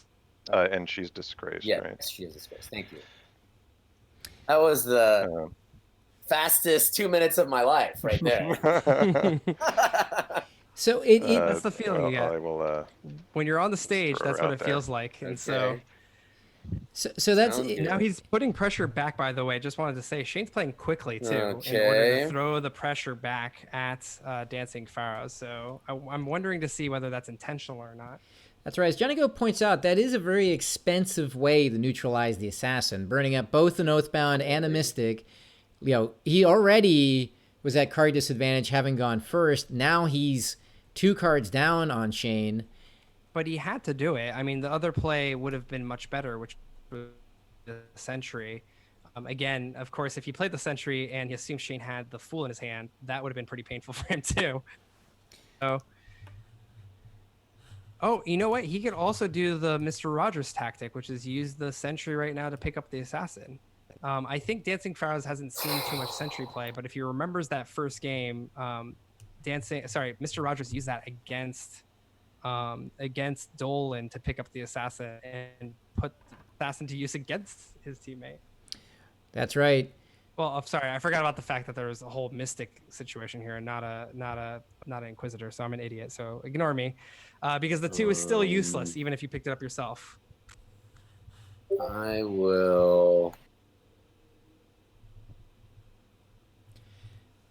I will play my Sentry as a casual 8. Putting on the pressure here. It's interesting. There have been very few plays of cards for their casual number at the top end. They've been used for their power much more often than not. It's a tough That's one. right. This time an 8 putting pressure on Shane.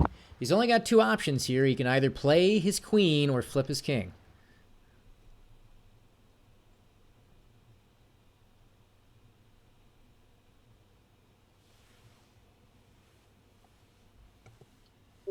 I do believe I'll flip on that. Okay, so he flips his king.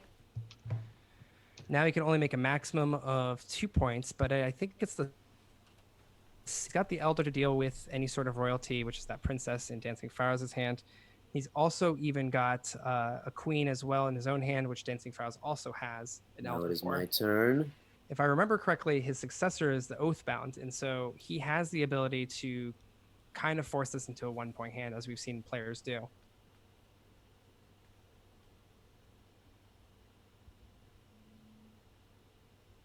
What would you do right now? If I'm Faraz?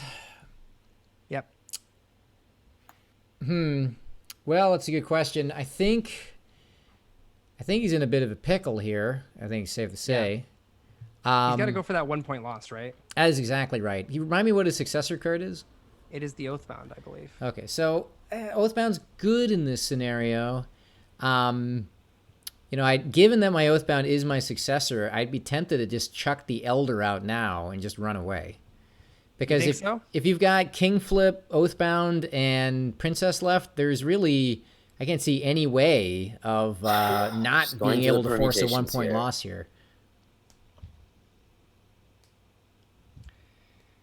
Yep, he's definitely going to have to look for that Oathbound play. However, Shane has a lot of things to prevent that from actually happening by playing the lower cards. He has to keep the Princess and basically the Oathbound.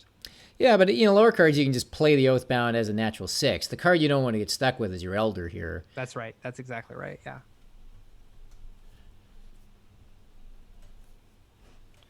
Ooh, I'm not so sure about the Princess. He's rubbing it for good luck. Looks like he's going for it. Play my Princess. And I will not use her ability. Okay. Now, this is going to be pretty powerful for Shane here. He can just play the Elder and then also have a super powerful Warlord. I play the Elder. Supercharged, if you will. He just has to be worried about that Oathbound. That's basically the big thing he has to parry. If he can play something that forces DancingFaraz to play either his Elder or Oathbound less than a 6 or a 3, Okay. and then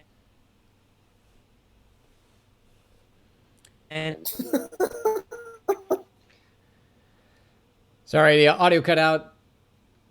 cut I out. was just saying. 1 second, folks. I know the video just dropped. Stand by. Stand by. We will get you back on in 1 moment.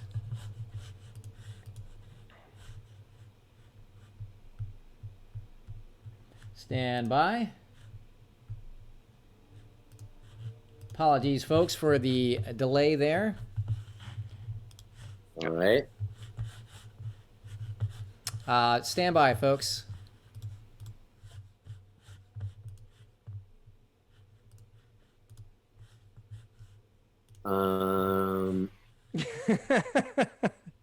Johnny Go saying dancing is I will DDoSing you for more time.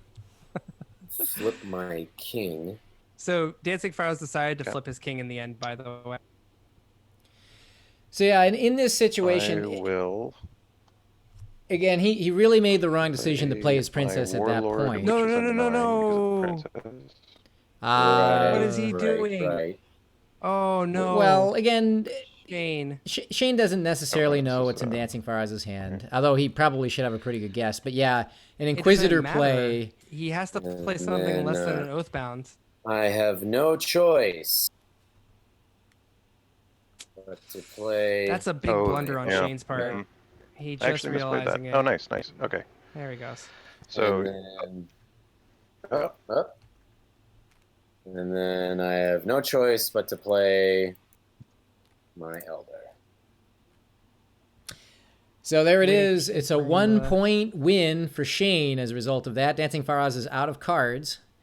And Shane can play either his Inquisitor or Queen. all right. to So I'll put him just away. play this and Okay. GG. All right. So I think that's just one for me. Just Yeah. one. Oh, you're Whoa, taking whoa, it from whoa, his. whoa. Why is he taking one away from me? Oh, is that you? we're not. Oh, I thought that was Cena and Dan. Oh my god. Well, there you have it. Shane's finally showing his true colors here as they get prepped for the next hand. That's right. Well, there it is. So Shane wins hand number 5 by 1 point, up 5-3, or down 5-3 now. Dancingfaraz is still up 5-3. And right, Dancingfaraz made a mistake there that would seem to turn a 1-point loss into a 2-point loss, but then Shane failed to capitalize on that and handed him that point right back. Gotta feel a little bit painful there if he sees that one in retrospect, but nonetheless, he still takes a point. He's still in danger, though. Yeah, absolutely. I think he's still got that 2 point. He's given away the first player king, which is kind of a problem. And now DancingFaraz has the momentum. He's going to have to hope for a really good draw as well as some good immaculate play. We'll see what they get. That's right. And again, the dangerous thing is when you have 4 points, you're only one good hand away. If you have 3, you need the cards to smile on you twice. Here we go. Shane pulling his hand. And let's see what the burn cards are. Face up burn cards, the king's hand. Face down burn card is the soldier. Interesting. Haven't been too many interesting face down burns so far tonight. That's right. Sorry, go ahead, Tina. Oh, I was saying that's right. Let's go ahead and move on to Dancingfaraz's hand. He's got a really good hand. No Oathbound to combo into that Fool, but he's got the Assassin, he's got the Mystic, he's got both Royalty as well as an Elder, so he knows that Shane doesn't have one of the Elders. That's right. He's got the barbell hand. Both royalties with an Elder means he knows he can put a lot of pressure on, although neither Oathbound suggests that there's still a lot of outs on Shane's side of the fence. Let's take a look at his hand. So those are the Oathbounds. Yeah. Elder, both Inquisitors, Soldier, both Oathbounds, Warlord, and Sentry. Kind of in the middle, as opposed to that barbelled hand that Faraz has, but more options in this in-the-middle hand than most. Yeah, I agree, and I think that I think this might be a mulligan hand, to be honest. So we'll see. Yeah, since he has his mulligan and since he is down 5-3, it might not be a bad choice to use it here, but we'll see what he wants to do.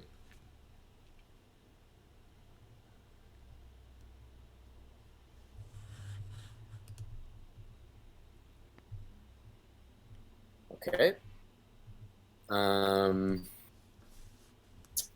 Gee, who's gonna go first? Great question.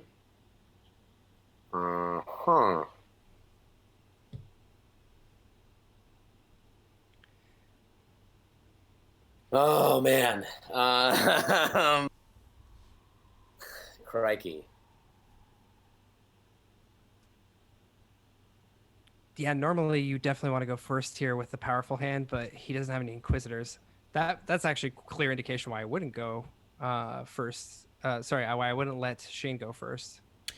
Yeah, Janico is pointing out that, that judge could be used by Faraz as a way of rolling things. With that hand, especially if you're thinking about winning through the assassin, yeah, I'd put, it's all about just getting Shane on the clock. And you want that to start ticking earlier. I would likely let him go first. I'm still thinking. Let's see here.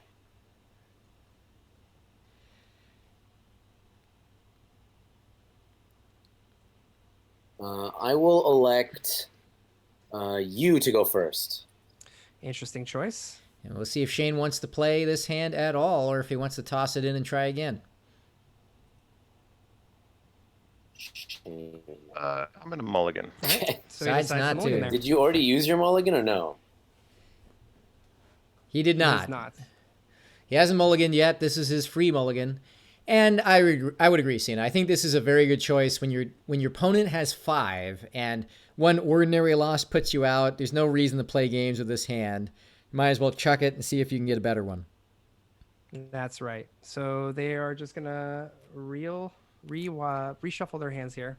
But again, that shows why that lost point is so critical. Because if you're at 4, as he would have been had he made that one a 2-point hand the previous hand, then one great hand means he could win it all right there. He doesn't need Lady Luck to smile on him but more than once. But as it is, That's right. He's going to need, without a mulligan, to get some good hands here. Yeah, agreed. So it looks like they're drawing their cards. Looks like the face-up card is the Mystic. We're finally getting some interesting face-down cards. And the Princess is the secret card. Ooh, okay. And both players don't know that. So, I mean, this is going to be a crazy hand. Looks like we'll go over to DancingFaraz here first, who's got the trio of 5s alongside King's Hand, Oathbound, Queen, thinking the other player will probably have the Princess and the Assassin. Any thoughts on this one, Dan? Yeah, I mean, this is a good, strong hand. Well, actually, I take that back. This is a decent hand. The only way you're going to win this is with the Assassin, I think. So, you've got to, again, get Shane on the clock and just keep surviving. I think the judge will help him do that. You right. probably should tuck the Assassin away as a successor card and do everything you can to work through it, knowing you've got the King's Hand in your hand, and he's got the Inquisitors and the Mystic lurking. That's right. And over here we see those 2 Mystics. So those 2 Inquisitors. You got the Elder. Thinking that he might have two royalty to go against, but he's got the Oathbound full combo, which is going to give him a little bit of confidence, as well as a 7 and an 8. That's right. This one is going to succeed or fail based off of how well he handles the Assassin threat and how well he uses that Oathbound full combo and the Sentry to pick up something he needs. That's right. So let's go ahead and get started. And we'll see who's going first here. Okay.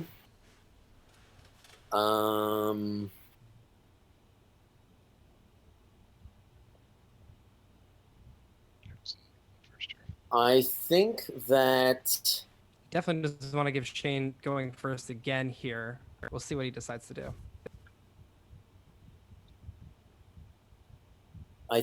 I'll go first.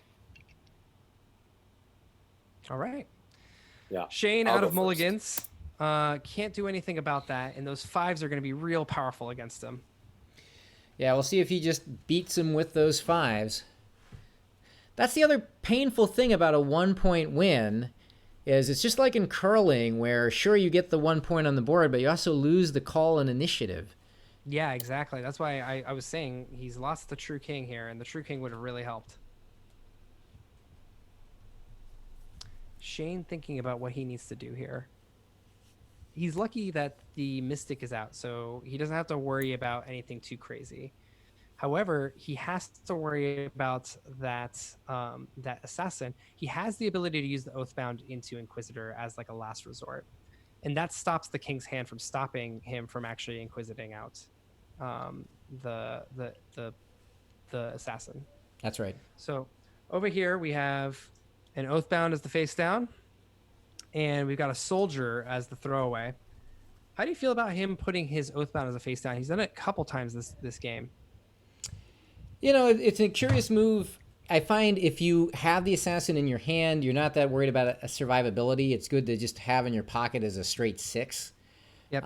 So oftentimes the Oathbound will serve that role. Okay. Yep.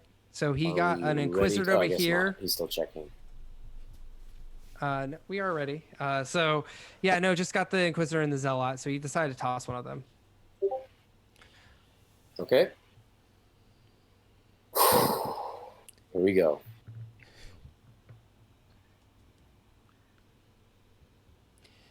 So here comes the judge. I will play the judge. Big guess here. That's right. Do you have an Inquisitor? It's a good call. Guess He is knows for he's gonna safety. have that. Yep. Yeah. What's And that? this is where you can use. Oh, he can your use his- audio is kind of. I'm sorry. quiet. I'm a little quiet. I do have an Inquisitor. You do. Okay. So then I can put a card into my antechamber, Mhm. which I will do at this point. And now the board is yours. Okay. So Shane presented with a tough decision here. Sina, I mean, I think I just go straight to the Warlord here. I would agree. Yeah, you want to keep your Oathbound around and your Sentry. You don't want to flip your king. So Process Elimination puts your Warlord on the line.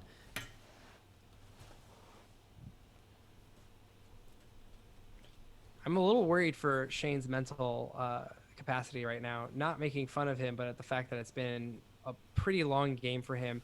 Part of me thinks that he's even thinking about just flipping right now and just finishing the game. I would sure hope not. But that's kind of what this game can do to you over time. And we knew that he already. All right. I will play Goes for the my Sentry. Sentry and disgrace her. And I will exchange her for the Interesting. Fool. That I is wonder why- interesting. So, as someone who hates the judge so much, he's used his Sentry to pick it up. That much against using the Sentry for no reason. Alrighty. well, I think he's counting on maybe So being able I to have play no the choice judge but to play right my now, soldier. but he needs the soldier to miss. Yeah, that's exactly right. Do you have the judge? Oh, and of There we course, go. That's one way. Good call. Yes, I do. yeah. I So do have the judge. Faraz rooted that one Okay. out and just needed it to be a 7 and hit. Alright, so That's now a 7. that's a 7, correct. So now he's got to do the Oathbound Dang. into Inquisitor, or he can play his Warlord now, Um, draw out a higher level card. We'll see. Issue is that if he has the King's hand, if DancingFaraz has the King's hand, so therefore he might just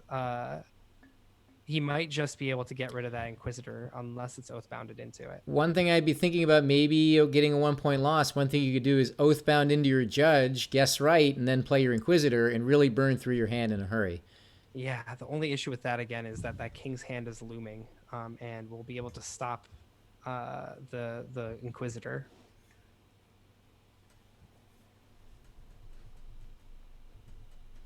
He's having a tough time right now. I think he has to respect the assassin here. Remember that he could think that it's actually the face down card. I think he's going will. to flip. He's doing a 50-50 here. Oh boy. Nope. say my Warlord. Straight 7. Just the Warlord. Just Straight 7. straight Okay. 7's it. Okay.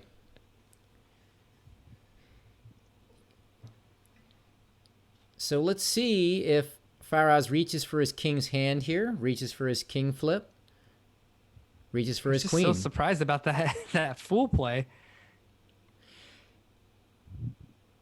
I feel like he needed that fool.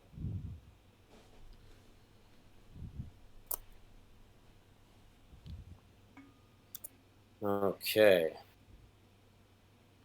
I agree. I was very surprised, although, again, the judge could prove to be useful. I was surprised he did too. I think he just wanted to get some value out of the sentry play. I would have gone with the Warlord there, but, you know, this may bear out his thought process here. I don't think he's out of I'm this going to need to hand think yet. about this next one.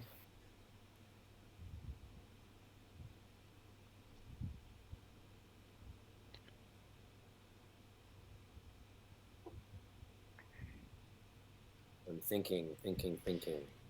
So remind me, the successor for Shane is the Zealot? I believe so, yeah. So again, he's got to have a lot of survival if he can play it right. I think he could actually make this a 1-point hand, a 1-point loss, which will keep him alive. That's right.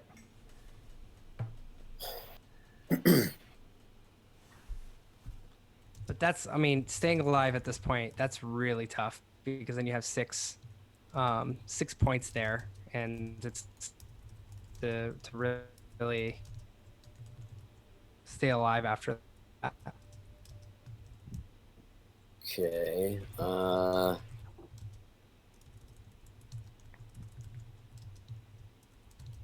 Looks like Faraz is doing the calculus in his head.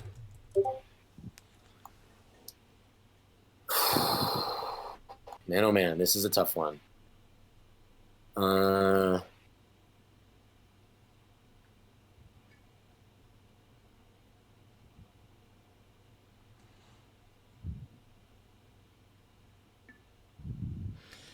I'm seeing the emotes coming in the chat here. The intensity's coming. While he's thinking, folks, I just want to give a shout out to all of you who've been a terrific audience, and I should note this is not 2 minutes. This is so ridiculous. Okay. And I should note a very patient audience tonight. Yeah, I will flip my king.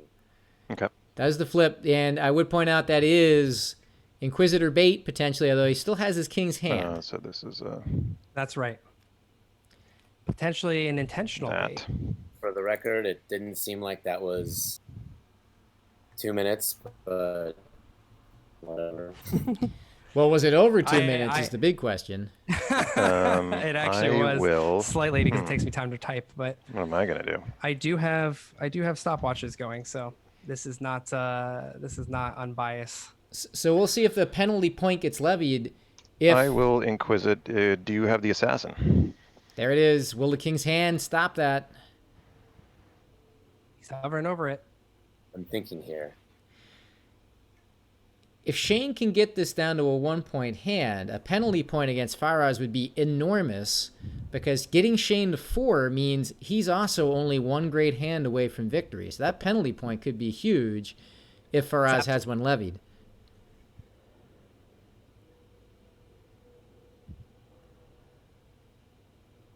He's thinking about it.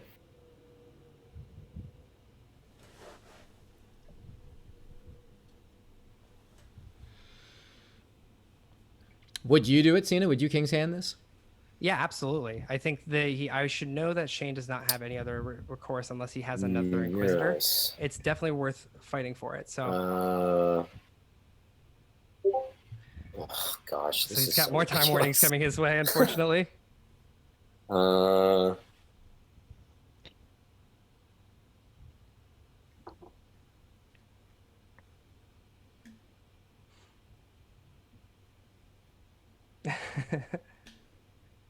I like the analogies in the chat here about the thinking time here.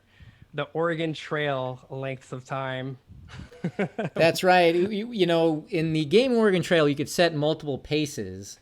And I'd say that Faraz is definitely on the steady pace, not the strenuous or the severe pace.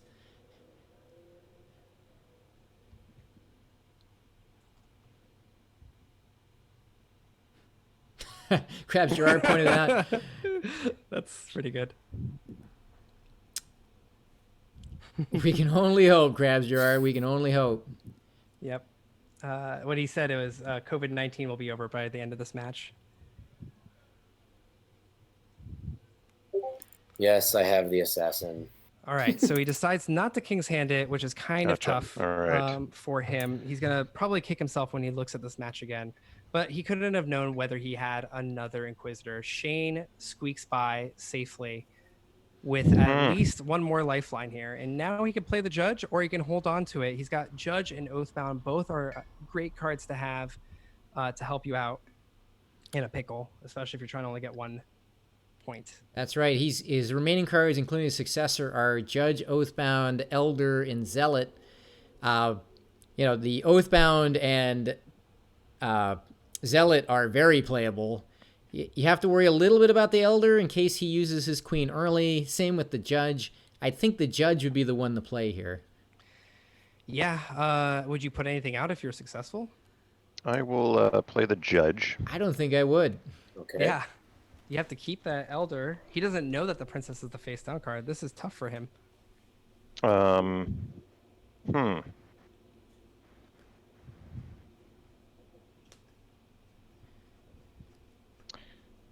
Do you have the King's Hand? I do. So your guess is right. Actually, I might think about putting the Elder out. Then it really just depends on whether I'm worried about Faraz playing the Queen when all I've got left is the Zealot. That would be my path to losing this match. I will play the Oathbound to my antechamber. That Because is a of the huge Oathbound. surprise. Okay. Yeah, this isn't terrible for him, however, because now he has the Elder on the Queen and then the Zealot for everything else. If that, like he's got his bases covered. Funny enough, the big brain play would be for DancingFaraz to drop his Queen early, and then Shane will be stuck with an Elder. That's right. That would be it. But of course he's not going to do that because he'll figure that's not getting good value for his Queen. Potentially, yeah. I mean, this is of course omniscient view. He doesn't want to play anything right now, but he's going to play his Oathbound, I think. Scary Businessman pointed out Prometheus will be free before this wraps. That's top flight right there. Great. We will all be elders by the time he decides to do that. I appreciate it, Krabs Jared. Oh man. I'm expecting to hear that Discord beep in the background any minute now. That's right. I am keeping the watch. So time is going fast for you, or going fast for Faraz and slow for you, it looks like. There it is. There it is. I'm the one who's typing it, but it still sounds surprising to me. I'm like, oh, there it is.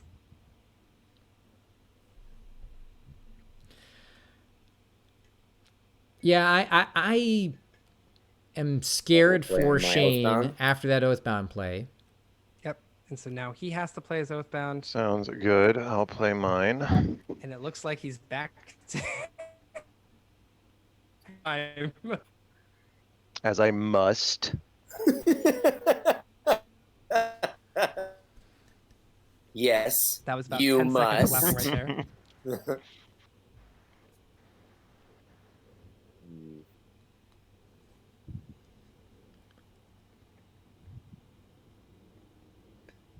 Just see here. Okay. So Queen play would get an instant Elder. King's Hand would get an instant King flip. At this point, I think Shane is all clear. I will play. I think, In the clear. I mean, he's playing his heart out right now. yeah, I think Shane's in the clear to make this a 1-point loss to stay in this match. I don't see a combination of things that could stick him with a card that he can't get rid of. Okay. You can hear him getting frustrated with the time warnings. It's tough. I mean, it's a tough situation when you're trying to make sure that you're playing the right things. There's a lot of information to process, and DancingFaraz is trying his hardest here to kind of process that data. It's just longer than most of the other players here. That's right. And again, it would be a disaster for him to concede a penalty point because, again, that puts Shane one hand away from winning. It would make this hand into a 1-1 draw, which is absolutely not what he needs. Yeah, I think everyone thinks that the princess is in play here, and Okay. This is a very crucial part right now. Agreed. They're on the as same he gets page. his final warning here. Jeez, this is brutal. I'm being brutalized right now. Okay. Let's go with.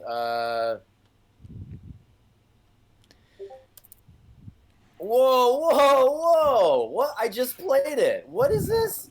I think getting his first so getting his first I'll penalty he point. just got the on penalty that. point. Oh, God. Sina, what the fuck? And Oof, it's family PG-13 stream. But that, Okay. I mean, I think at that point you could hear he went over 2 minutes many times. And I'm sorry. It's just felt like you're really moving fast on these time. That's all. it's a At this point, Shane. Sorry, I will address that in a second. But Shane has the ability to win here, right? He flipped his king. Shane drops the zealot, and he'll be fine. Or whose turn is it? That's right. Shane has an answer for both of Faraz's cards. He's got the Elder for the royalty card. He's got the Zealot for either one. Or sorry, he's got the Zealot for the Elder, and he's got the Elder for the Princess. So that's right. Shane actually can take this. As a matter of fact, not only can he, but he will.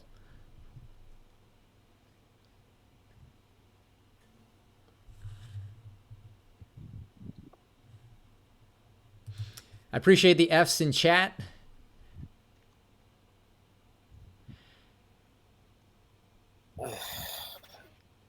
We need This is so Bible ridiculous. thumps. Bible thumps on the penalties here. Sina. And Faraz got to be careful because it's not limited to just the one penalty point. It could get another here if he doesn't play. That's right. It's tough to be the arbiter of these types of things, but it has to happen, and both players were warned before the game and have been warned again during this specific game. Sina. Now, Faraz is not happy about that. He's especially not going to be happy when he right. sees the outcome of the hand. We'll play this Elder. Elder comes Lover. out. Faraz only has an Elder Cutie. to counteract it. I'll play this Elder. And I will Shane, play this Zealot. with the Zealot and the Powder Dry. Let the record show that I was rushed. No, I mean, There's not going to be a lot of sympathy, I don't think, on the chat for that one. There sure isn't. So I'm going to go ahead and hop out for just a second, let the players know, and then I'll join in just a second. Great. Well, while Sina is stopping by Imposter King Stadium to break the bad news of DancingFaraz, boy, oh boy, did Shane pull a magic act there. That was a tough hand, but again, he played it really well, tiptoeing through a minefield with a weaker hand to be able to wrench out a point. And again, those are the hands that win you matches. When you can ring out, turn a 2-point loss into a 1-point win, or a 1-point loss into a 1-point win. And Shane did it there. That could be what punches his ticket to the finals. So not only does he get a 1-point win, but Faraz was under so much pressure there that he finally fell afoul of his final warning, which means there might be another penalty point coming here to Shane as well. Depending on how that ruling goes, this might be a tie match. We might be knotted up at 5 as we head in to hand number, I believe it'll be hand number 7, including the mulligan. And of course, Faraz still has the mulligan in his pocket, so he's still in a slightly advantageous position. He will also have the true king as well, so still the favorite, at least in terms of how conditions are for him within the match. But Shane, by virtue of some terrific play, has put himself in the mix, is still alive. And for someone who started this tournament by giving away a 5-point advantage in losing his first match, how fitting would it be if he can earn his way into the finals by becoming the comeback kid here in the lower bracket finals to get into the finals? So a great narrative shaping up here, folks. I know it's been a long night. I know we're pushing over 2 hours here. But at the same time, I think the excitement and intensity is just building as well. So I want to thank everyone who is out there on the chat, all of you who are making this a good time, because this has been a great match. I know it's also maybe been a somewhat, let's just say, placid match from a pacing perspective. I want to appreciate all of you hanging in tonight because it is, it's pretty intense. So Krabs Gerard, thank you. Scary Businessman, Johnny Go, Dot Sam, Mert Fox, Ad Astra, Jay Tishless. I'm murdering your name. I apologize for that. But everyone on the chat, I really appreciate it. Mike Draws, Dota, Happy Noodle, And Sina, I hear you're back in. So I see that penalty point. It looks like it's been assessed.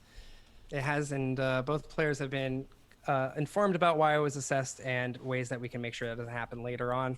Looks like the assassin is the face up card here, so no one has to worry about that. And the Oathbound is the face down card.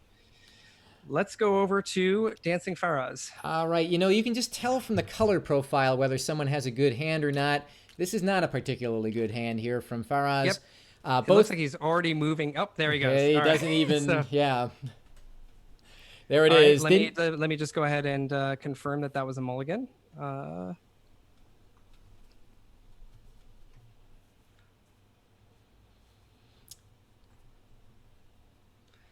right, it looks like it was. And so both mulligans are gone at this point. I think that was the right decision by DancingFaraz here. Let's see if it pays off for him here. I mean, it all comes down to this final hand potentially, unless there's a 1-point victory here. That's right. If it were 5-3, Faraz up, I think I would have played that, but tied at 5 with your mulligan in hand, no reason to risk that hand at all. Chuck it. I think he made exactly the right move there. So we'll see. Now, both players have used their mulligans. They can't use a second mulligan because 2 points would lose them the match. So they're going to get what they get here. Lady Luck is in the balance. Let's see what happens.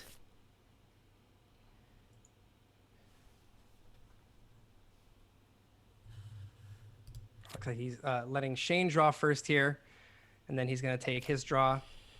All right, and it looks like, again, just judging from the color profile, this might be pretty balanced. So this might be down the skill on the players. So face up burn card is the Warlord.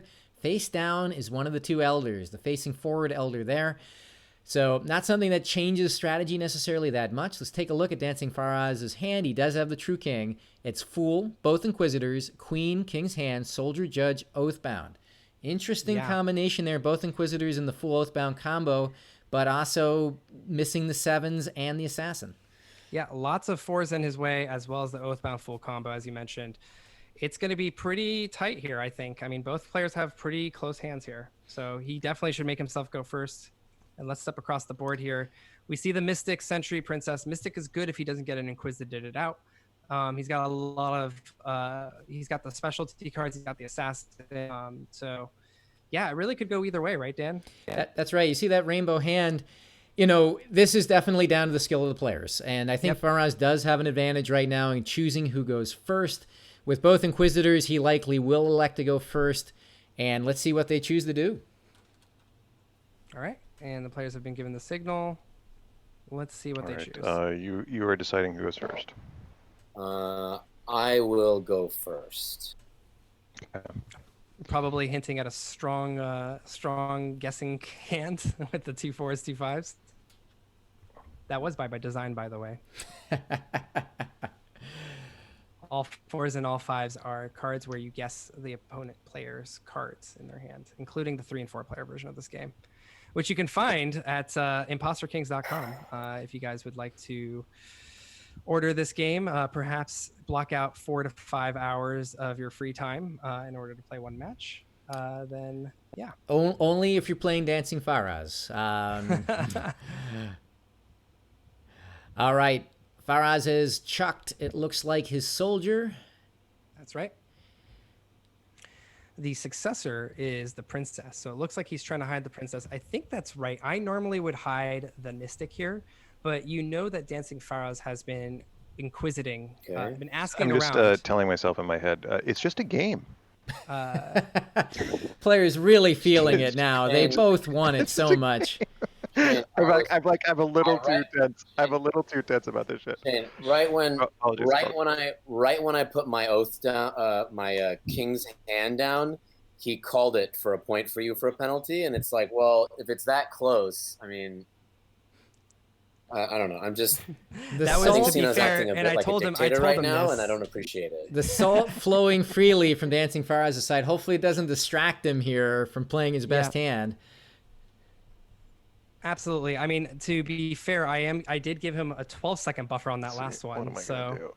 My goodness. I think he's not happy about the rules, but he's going to have to put that aside in his mind if he's going to be winning this game. So.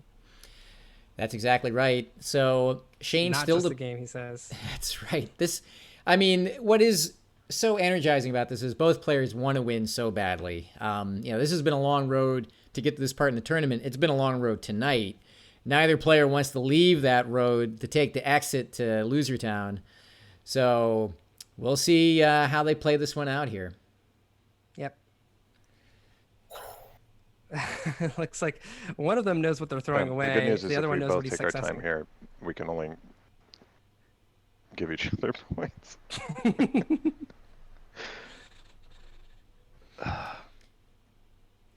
That's funny. Merc Fox pointing out that it's all of us in the peanut gallery in the commentator booth who are in Loser Town. Yeah, I mean, if they both win, right? Are they both going to the finals by both giving themselves time penalties? It's so interesting that Faraz knew instantly what he was chucking, and Shane knew instantly what he was successoring. Yeah, exactly. But yeah, they're really struggling with the other decision. I mean, Yeah, he's throwing away the Zealot, which is like the natural successor.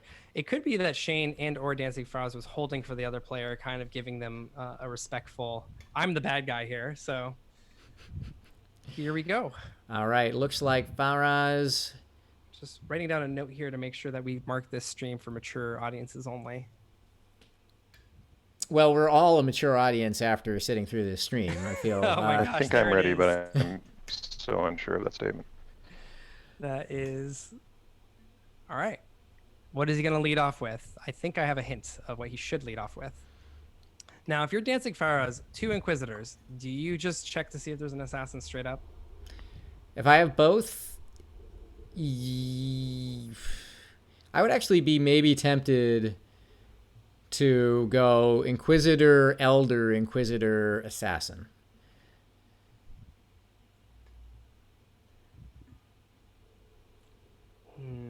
Yeah, maybe. I mean, You're going The first, Elder. right? You're, I am going first. Yes. Dot Sam's pointing out the challenge here is the player who wins tonight is going up against Mr. Rogers. And going the analytical route against Mr. Rogers is going up the steep slope because he's established that he is very hard to beat if you play by the book. yeah, the machine learning really flows there. So, all right. So I think he's trying to figure out what's in Shane's hand here because there's no doubt in my mind he's going to play the Inquisitor.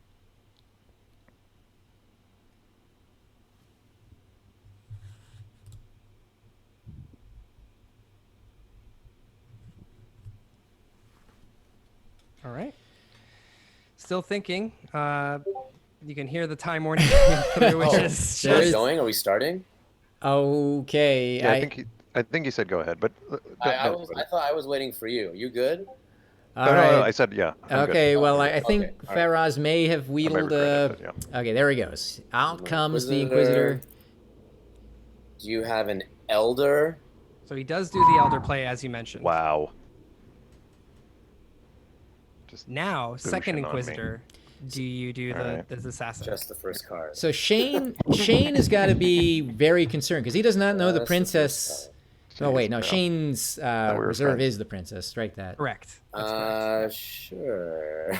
The other We Elder are is not friends. the throwing away. So All right. It's my turn again. goes with the second Inquisitor. Okay, Inquisiting again. I will use my Inquisitor.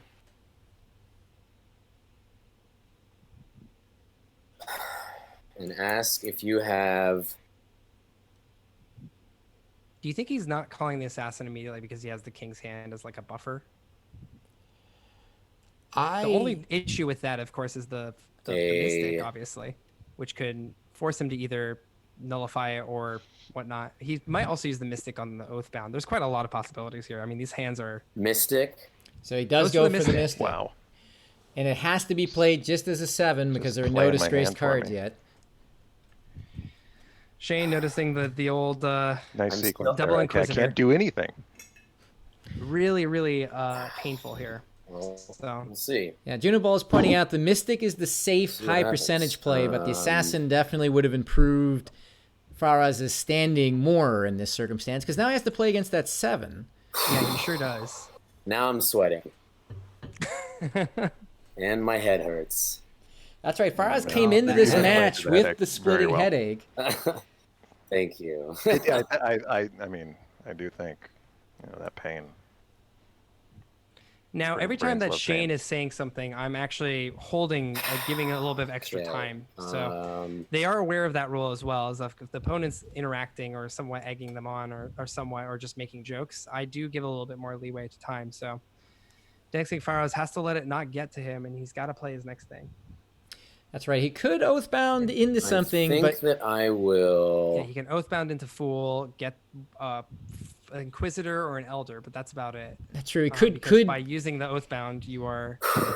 That would be a fascinating thing to have 3 Inquisitor plays in one hand by the same player. But he might not get the chance to play it because of the numbers that are left. There aren't that many low numbers in which to play an Inquisitor unless Shane invokes his Sentry or something like that. So even with the leeway, he's now running into his first time warning here. We'll see if that affects his play. What do you do here, Dan? I think I would just play my King's Hand. You've got to worry about the Assassin. I actually think I would go straight into a Queen play. That's right. And the Queen, then Shane will have to flip or decide to use his Oathbound.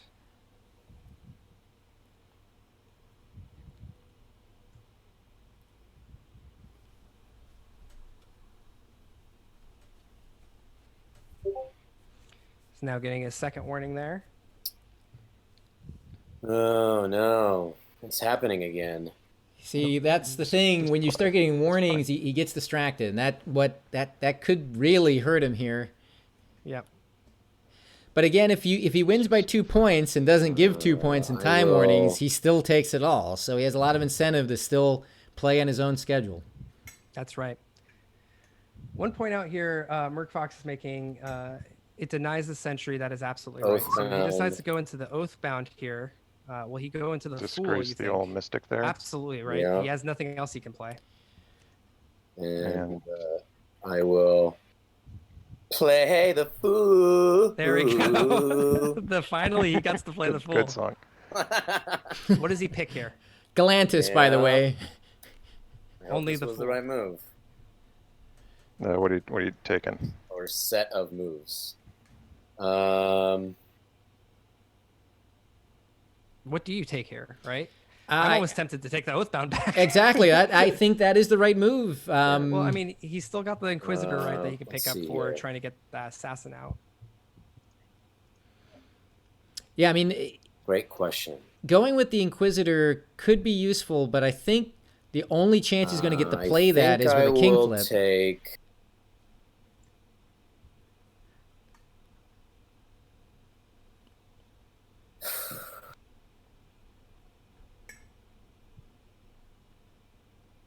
I think I will take the Elder. Juniball said that was the big brain play. I couldn't tell if he was being facetious or not. What do you think, Sina? Well, it's Juno balls, so take everything with a grain of salt. That's an interesting pickup. The Elder's good against the Princess. That's We'll true. See if it gets there. The Princess is unaccounted for, so having an antidote for that, not a bad thought. That's right. And now if you're Shane, I mean, you can Sentry and swap out your soldier, or you can just go straight into the soldier for a powerful Play hit. the soldier, Looks like that's what he's deciding to do. Yeah, that would be my move and here. I will ask Doesn't matter actually what he if guesses. you here, have the King's Hand. but he's gonna know. That's right. I do So have the King's Hand. he gets some information. He probably doesn't want to a disgrace 7. anything. Indeed, it is. Because he's got the Sentry, right? Exactly. Yeah, it's his advantage to leave cards face up. And you don't have to worry about the Warlord or anything. It's just you want the options. Even though there's nothing there that's that exciting, might as well.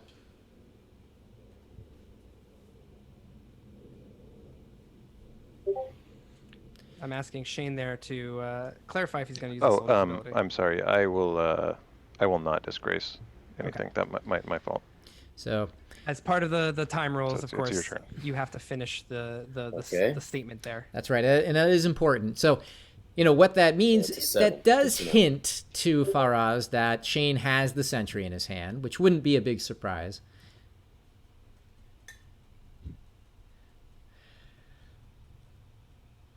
So dancing in an interesting spot. He's got 3 available Well, plays. so Oh my my king's game? gosh. Well, that's okay. He's still got the king's hand. So he's going to go Whoa. for it. King's hand King's comes hand. out. We both knew that was going to happen.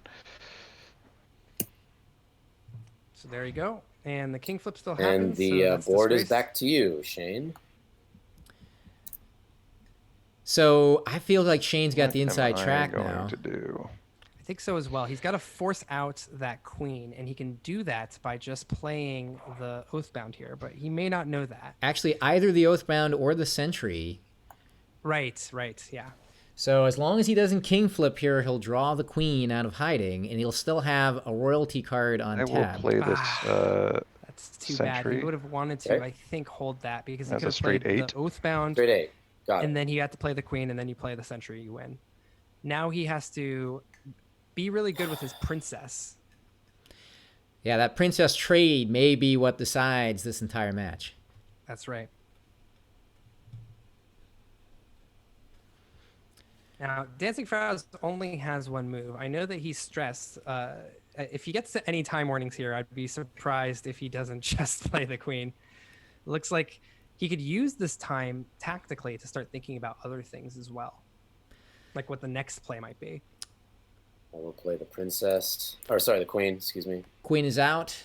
Everything gets disgraced before the queen. So the queen now presides over the pile. I'm going to flip on Just that king good here. stuff.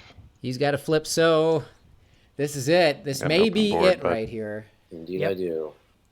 He can go to the judge and guess correctly and make it so he gets 1 point. I'm gonna play the judge. Big guess here. Huge guess.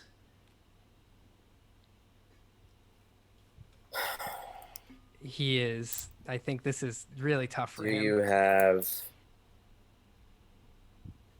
the princess? Gets it I right. do. He's got to Right, toss his other advantage. card. Yep. So we know how it's going to play. Into my antechamber. Shane will play his Oathbound.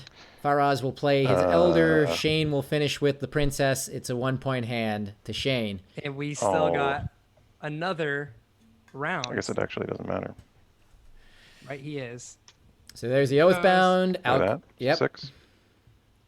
Here comes the Elder. Out comes the Princess. It's a 1-point hand for Shane. I believe this is hand number 8, I believe, Sina. Oh my nice. goodness, I've lost count at this point. Ad I mean, Astra can correct me on that. So it's a 1-point victory for Shane, which means he is now up 6-5 in this first to 7 match. and you know that the crowd's loving it here. God help us. The Bible Oh my thumbs very appropriate because this has been a marathon and it's not over yet. So funny. And Shane could have won that too. That's the crazy part. And so he doesn't know for sure what was going on there. But, now he's 1 step closer. No matter what, if Shane wins next round, he wins the entire series. That's right. Well, Merc Fox is pointing out, the NHL, playoffs, this is like a 4 overtime match we're experiencing right now, where you basically eat your fingernails and then your fingertips until you're just gnawing on wrist. So DancingFaraz retains the first player king. Any loss now will spell the end for him. He has no more breathing room left. Shane does have just a tiny Shane. bit of breathing room, and he's going to need it because that is not a great hand he's drawn. Let's take a look at the burn cards. Zealot's the face up. The face down is an Elder. Yep. Well then. All right, so we'll go to DancingFaraz first. Here All it is. DancingFaraz has to do is not incur a time penalty. That's right. So So looking. So that hand is absolutely brutal. That's a stacked hand. Fool, Inquisitor, Oathbound, Warlord, both 8s, both 9s. This is a hand to do a lot of damage with. Again, if you're Shane, we'll go ahead and look at his hand across the table. Looking at what you've got here, all 3 5s, never a good sign. Elder, Inquisitor, Mystic, Oathbound, Assassin. You've got to think, is there any way I can Houdini out of this with a 1-point loss? What do you think, I don't know. We'll have to see what happens. I mean, this is an atrocious hand, and we'll see what he can do with it. Oh, boy.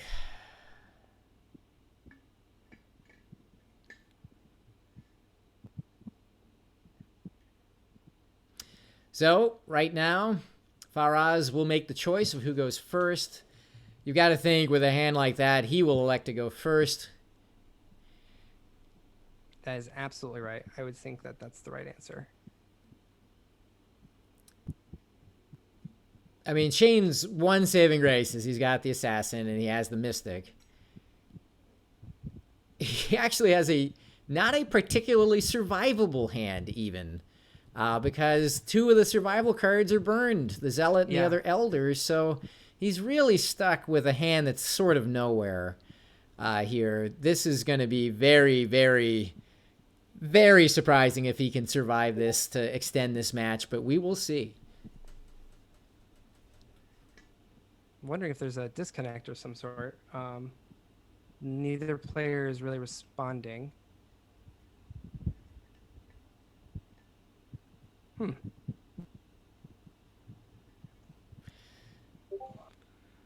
I can hear the noise of the Discord, so. That's right. Oh. Faraz maybe taking a bathroom break. Maybe not a bad idea for this match, but when he comes back and sees his hand. Are we back? I'm back. Sorry about that. Looks like a mutual break there, and hopefully Shane got the rest up because he's going to need every brain cell blasting for this one. Here is the question. You are the decider, right? Oh, Jesus. Yeah. All right. I think he just saw his hand. Yeah, I'm the decider, all right. The decider. Sure.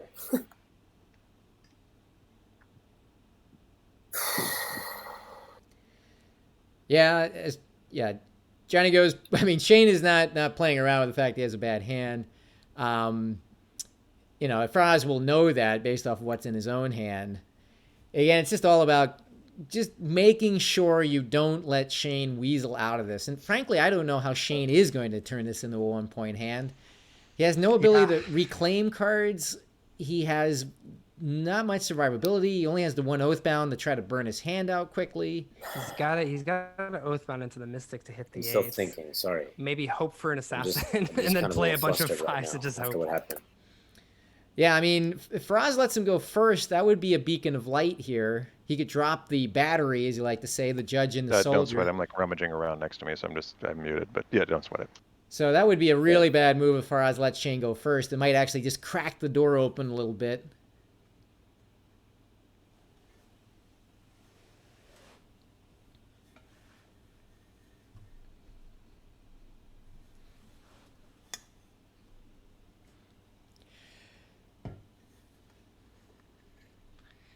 Yeah, we got Dot Sam thinking about ditching the Assassin, going for emptying his hand.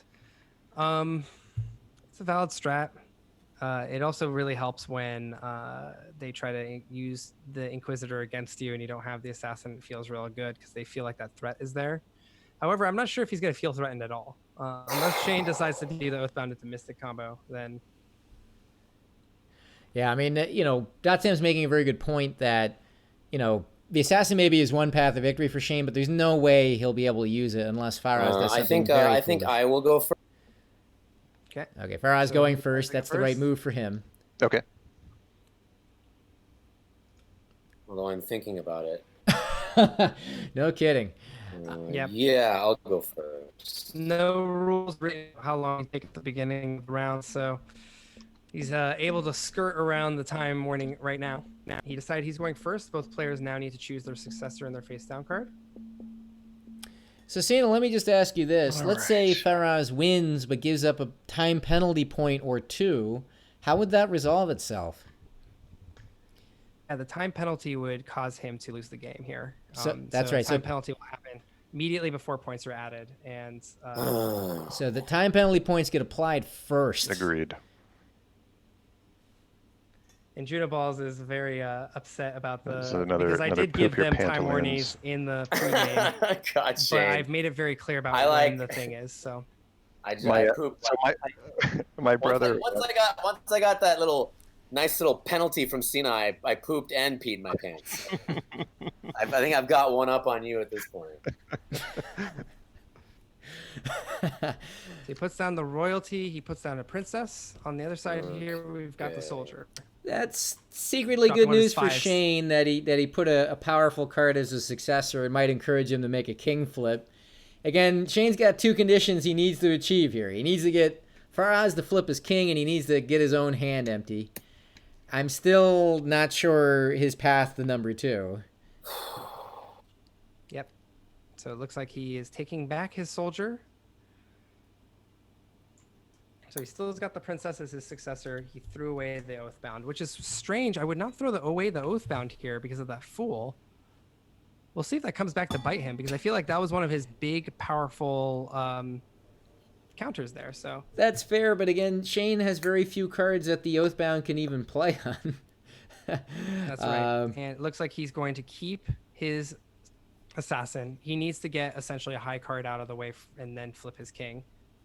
And what is he going to throw away here? You know, could it be that Shane is hoping to pull the assassin bluff here as a Hail Mary? Sorry, I keep muting. You're going first, so I need to do something here.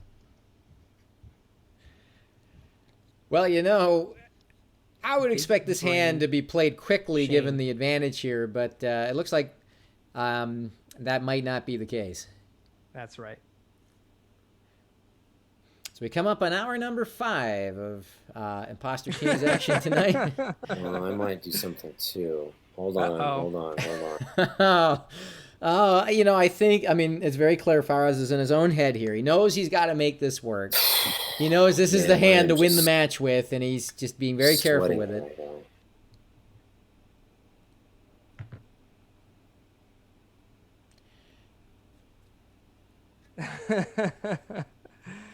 DancingFaraz not making too many fans out in the crowd. That's true. You know, if I'm Mr. Rogers watching this, there's a couple of things I'm not feeling it right now. I'm preparing for. One is if DancingFaraz does indeed win, I'm preparing for slow pace of play. And the second thing I'm preparing for is to have a lot of people rooting for me, because I think DancingFaraz is not building a strong fan base right now. But we'll see.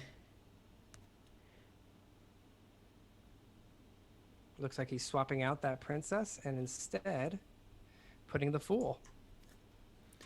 So he is going to go for more of a powerful hand. That's good for him, bad for Shane. That's right. And he can just flush Shane right out just by playing 8s, 7s, 8s, and 9s. There's just not a lot of strategy here. Shoot. You know what? Let's. Oh, he's going back. I think you got to poke him here, Cena, because he might never select anything here, and this might still be going at 6:30 tomorrow when the finals are supposed to start. I hope Mr. Rogers is ready. All right.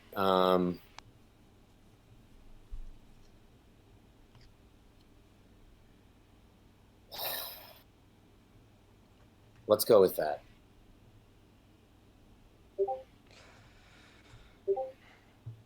I can hear him being informed in the background that it's time to start playing some Imposter Kings. He's going first. And it looks like he swapped, so the fool's back in his hand. What did he end up tucking away? He put the warlord down there. Ah, okay. That's not bad either.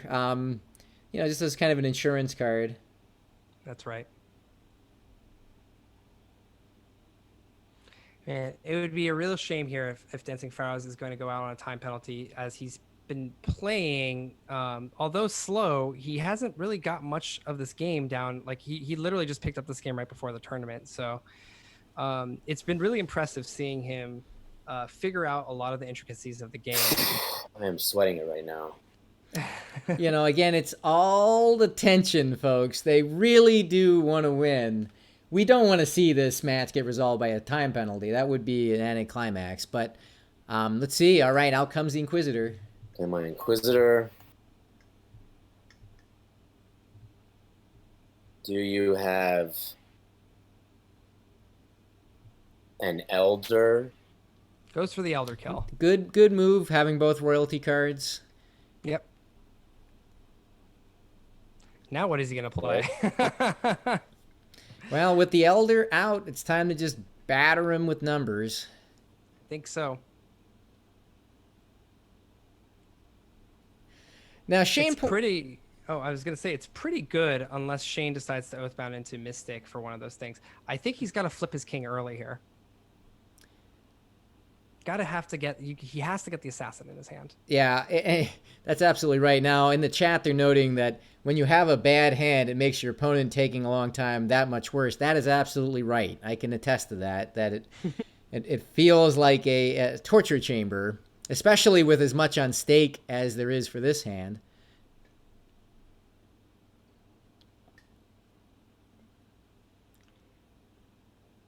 Oh, I sure hope... I mean, I'm hoping he doesn't get frustrated because he is going to hit some time warnings here pretty soon.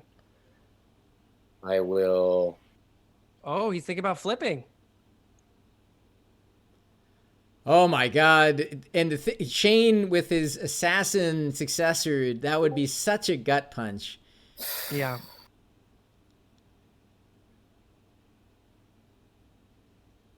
Yeah, he's banking it all on that. And I mean, DancingFaraz, that wouldn't actually be bad for him, even if there was the assassin in Shane's hand, because he can King's hand it. That's true. He needs to do his Oathbound Mystic before that King's hand comes out. I'm going to flip my king.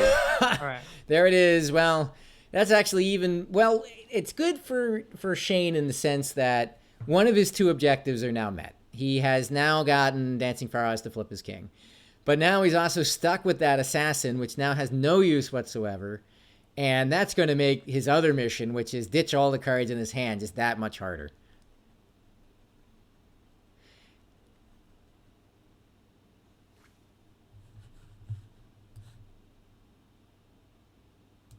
Oh, no.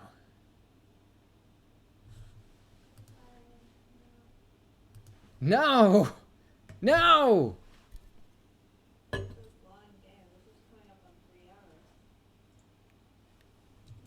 Uh-oh. Now we're back. Sorry, folks. I did not hear anything you said. Sorry, folks. Okay, Stand by. Stand by. Do you have the king's hand? Have ye the king's hand? I do have the king's hand. I will play. Boy. Man, I think I'm overthinking everything. Well, you are 1 point away. You're two, but it's not much. What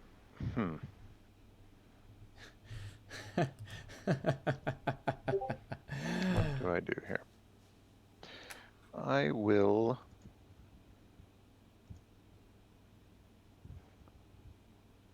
Thinking between, I think, the Inquisitor and the Say my Inquisitor. So that's in your I'm sorry. answer. Sorry, I'm getting a little slow here. So Shane getting a little punchy there. No surprises. On the dance floor, I would be jamming, but so good play there. Again, he's just got to burn cards. Turn my chair. I'm falling apart. He got the judge out there to get his assassin out. Probably the hardest card for him to get rid of right now is that assassin. I don't know how he's going to get rid of that. Really, his only option is maybe the Oathbound.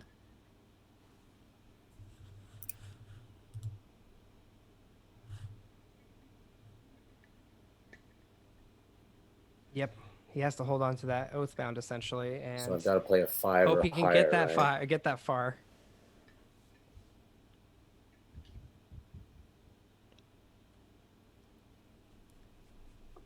play my Warlord. Good card. One of Sina's favorite. All right, so I am playing my Inquisitor. What am I going to call? What would he call, Sina? What do you think is his best option here? I mean, I would try to get rid of the royalty. Princess first, then the queen. Well, start with the princess, and then Oathbound into Mystic into all the 8s. Well, that's right. Kill all the 8s. He only has 2 plays that can be made on top of royalty. He has his King Flip and his Oathbound. So if either one of those gets used for any other reason, he is doomed. That's right. So he's got to call the royalty here. Use his King Flip most likely to keep the Oathbound around, and just pray that things keep going his way. Yeah. I don't know. I think hitting the 8s is probably his best bet, but I'm not sure. So he goes for the queen. What's that? The Queen. Ah, the queen. Yes, I do have the queen. That's right. Folks are pointing out that this match is very much in double But I'm VHS debating set on territory. Oh, right. Okay, got it.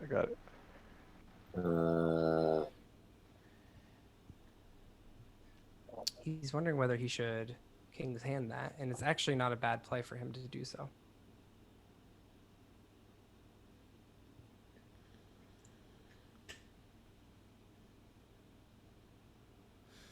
Sina moderating our chat for us. Thank you very much, Sina. I feel like boobies are okay. PG-13.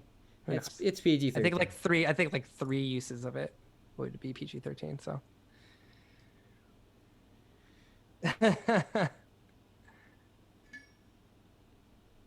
All right, and the queen comes out. Oh. So there it is. The queen is out. Gosh darn it. Sorry. There you go. Okay. The queen. Okay. So now the board is yours again.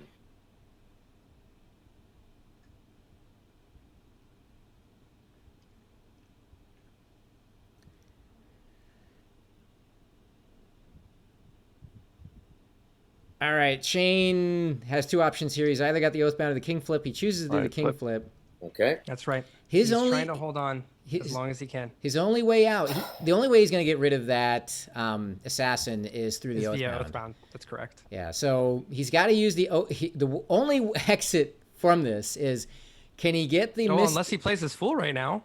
Wow! That's a free gimme. My gosh! I'll play my. He's gonna be okay. Shane's gonna be okay if he plays his Mystic, wipes the 8s. Good stuff. But you know I'm upset. He's got the right, princess. But Look, I'm mad. He played the assassin. You've been fucking bullying. He could get rid of his assassin now too. This is a big decision about whether to do the Mystic or to chuck the assassin now. If he won't get to play the Mystic later because he'll be staring down 8s. He'll be dead. He's got to do it now. He's got to make his assassin now. Soldier. That's not the right hand. move. I do have the king's hand. Yep, this is gonna toast him, I think. And I disgraced that card, so your turn. That was his opportunity, a glimmer of light, and oh boy, that I felt like he had a brief moment where he could have wriggled out, and he didn't. Yep. Now he's just gonna get bombed out with the big numbers, and he can get through one of them, but he can't get through the other. Yep, absolutely. This is going to be a bummer for him, I think. He can hopefully get him to try to get his opponent to swap with him. Maybe thinking that he has something bigger, but I don't think this is all his game to lose right now. Sentry as a business casual 8. So this will force the Oathbound play. Very frightening. He could still bluff it. I mean, by doing the Oathbound into Mystic, hit the 8s, force him to play the 9s, and then see if he swaps with him. Oh, that's his only. You're right. I mean, still, it wouldn't help. I mean, it's I don't just think there's anything he can do. No, I mean he will lose unless Faraz does something dumb. What he can do is maximize the likelihood that Faraz will outthink himself and do something that will give it away. That's right. That is the play that you recommended, which is Oathbound in your Mystic, hit the 8s, have, Okay. Chat already excited about the 10 hours we are going to endure tomorrow. Just to be clear, everyone in chat, definitely we'll be going over the time rules with the players at the beginning of the match, especially since we have 2 sets potentially, and we will likely try to help the players understand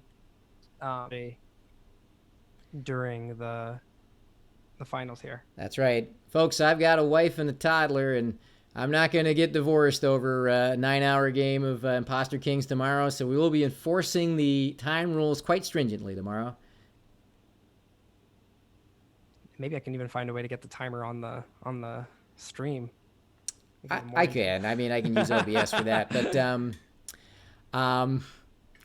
other thing to note, just to plug here quickly, the grand finals tomorrow are right after Dan Koch's Super Quiz, which is at 5 o'clock tomorrow evening, PST. If you enjoy trivia and you didn't play on Thursday night, tomorrow you get a second chance. We're going to lead right in from that into the grand finals tomorrow night.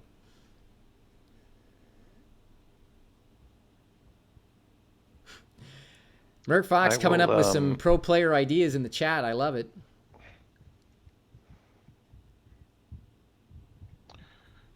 I will play my Oathbound, which disgraces that. And I will play my Assassin. He plays as Assassin, so now there's literally nothing DancingFaraz could do here other than swap cards. Yeah, if he does a Princess swap, that would be... Well, even a Princess swap would not... Yeah, I mean... my turn indeed. Right. Yeah, it's over. It's over. Well, we could start doing our outro now, I guess. Well, we could take bets on how long it'll take for Faraz to make his final play of the night.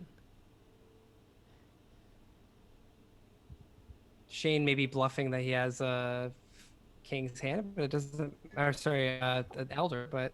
Can this game extend to midnight, do you think? No, I think it's going to end here.